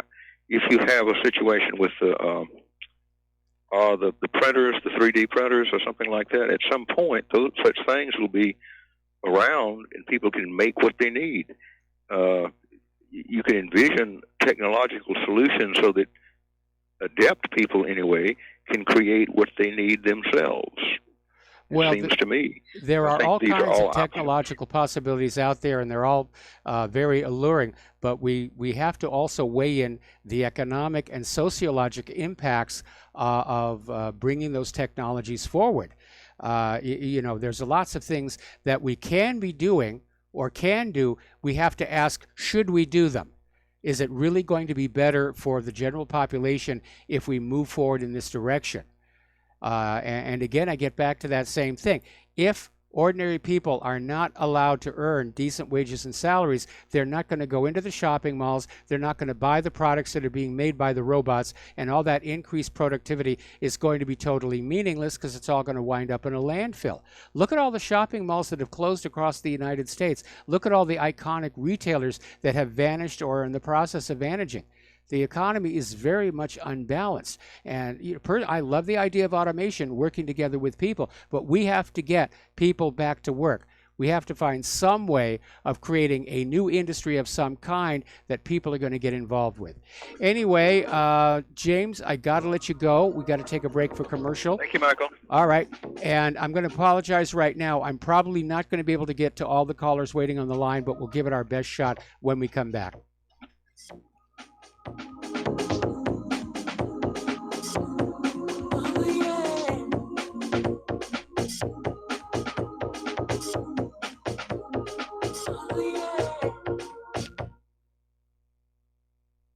Homeowners, if your lender has gone out of business or sold your transaction to another lender or servicer, you may be the victim of a wrongful foreclosure, resulting in the loss of your home. If you've already lost your home, are in foreclosure, or even in good standing, you can challenge the mortgage transaction's illegal issue, and your property can be restored to you, and your foreclosure can be stopped or reversed, and the mortgage transaction declared unenforceable. State laws, U.S. title codes, the Uniform Commercial Codes, and U.S. Supreme Court rulings have upheld that defective mortgage documentations can reverse or stop foreclosures and enforce property title claims in favor of the homeowner. We are having successes in stopping the process of foreclosure, the enforcement of the foreclosure judgments, the sale of property, and evictions after the sale. We are not attorneys, and we don't give legal advice. We are a professional team of legal researchers, providing forensic mortgage audits and expert witnesses. We have the knowledge to produce the evidence and enforce laws regarding your legal issues. We've been in business for 12 years without a complaint. Consultations are free, and we provide a free title search to confirm if your mortgage has legal defects. Please call 855-253-3748. 855, 2, keep it today.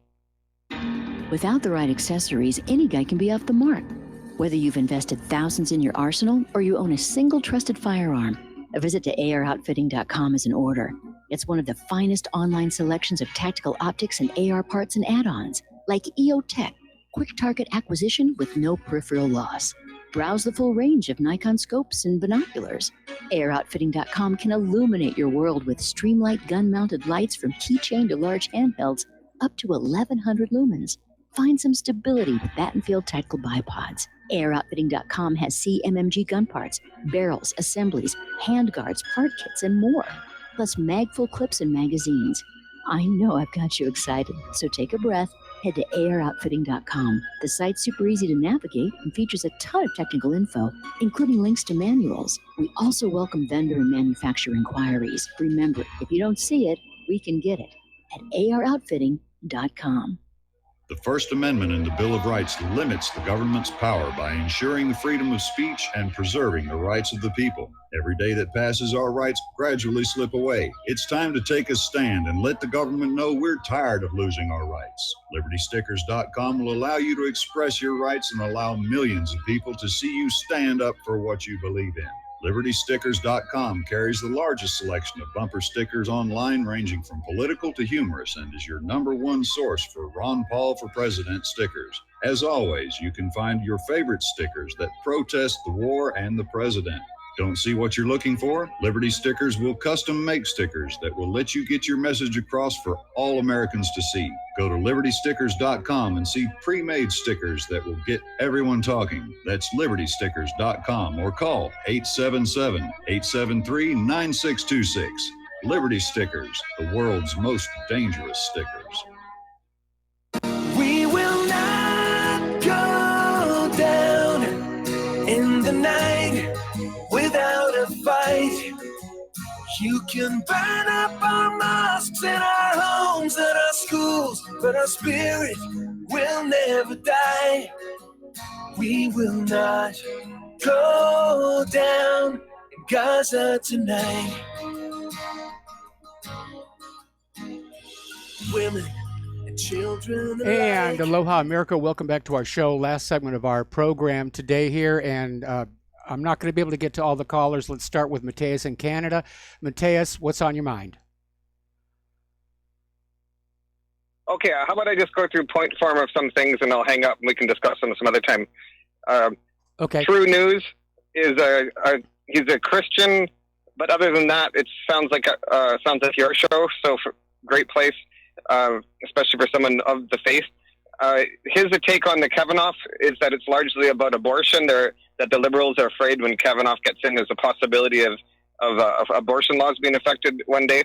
And his take on abortion is that it's a blood sacrifice to Satan, basically, which makes me think of that satanic statue I called in about that does have the breasts on it and the animal head and feet, which is kind of the liberal agenda of transgender and this whole mixing up the natural creation and genetically modifying the organism.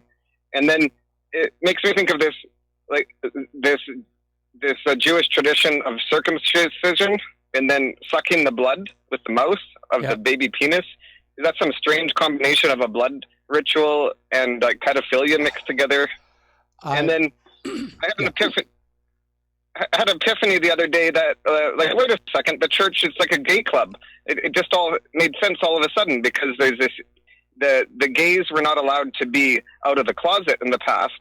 And so they actually formed communities of secret acceptance inside the church. And then, unfortunately, there just seems to be a bit of a higher rate of pedophilia with gay men than otherwise. And so that's why there's just an increased amount of pedophilia in the church. And the whole thing about not being allowed to marry, that's not because they want to marry. This is because they're gay. They don't want to marry. No. It's never been the prohibition on marriage, the celibacy issue was all about money. Anyway, listen, Mateus, I'm going to let you go. We got one caller remaining. I'm going to try and get him on the air here. Let's switch over to Daniel in British Columbia. Aloha, Daniel. Welcome to the show. What's on your mind? I probably don't have time to go into my subject here about the mortgage-backed securities, but I was going to add something about your global warming. The UN report, yes, that did make its way to the CBC here in Canada. It's all over the place, and it's to me it seems like the just in time for the election in the United States, the by-election. Scare these liberals into getting to the polls before Trump ruins the world and all that. And there's one extra point that I learned from you. There was a report that a lot of these climate or temperature gauges were near airport runways. Yes. Right next to right next to the exhaust nozzles of jets. So I thought I'd add that.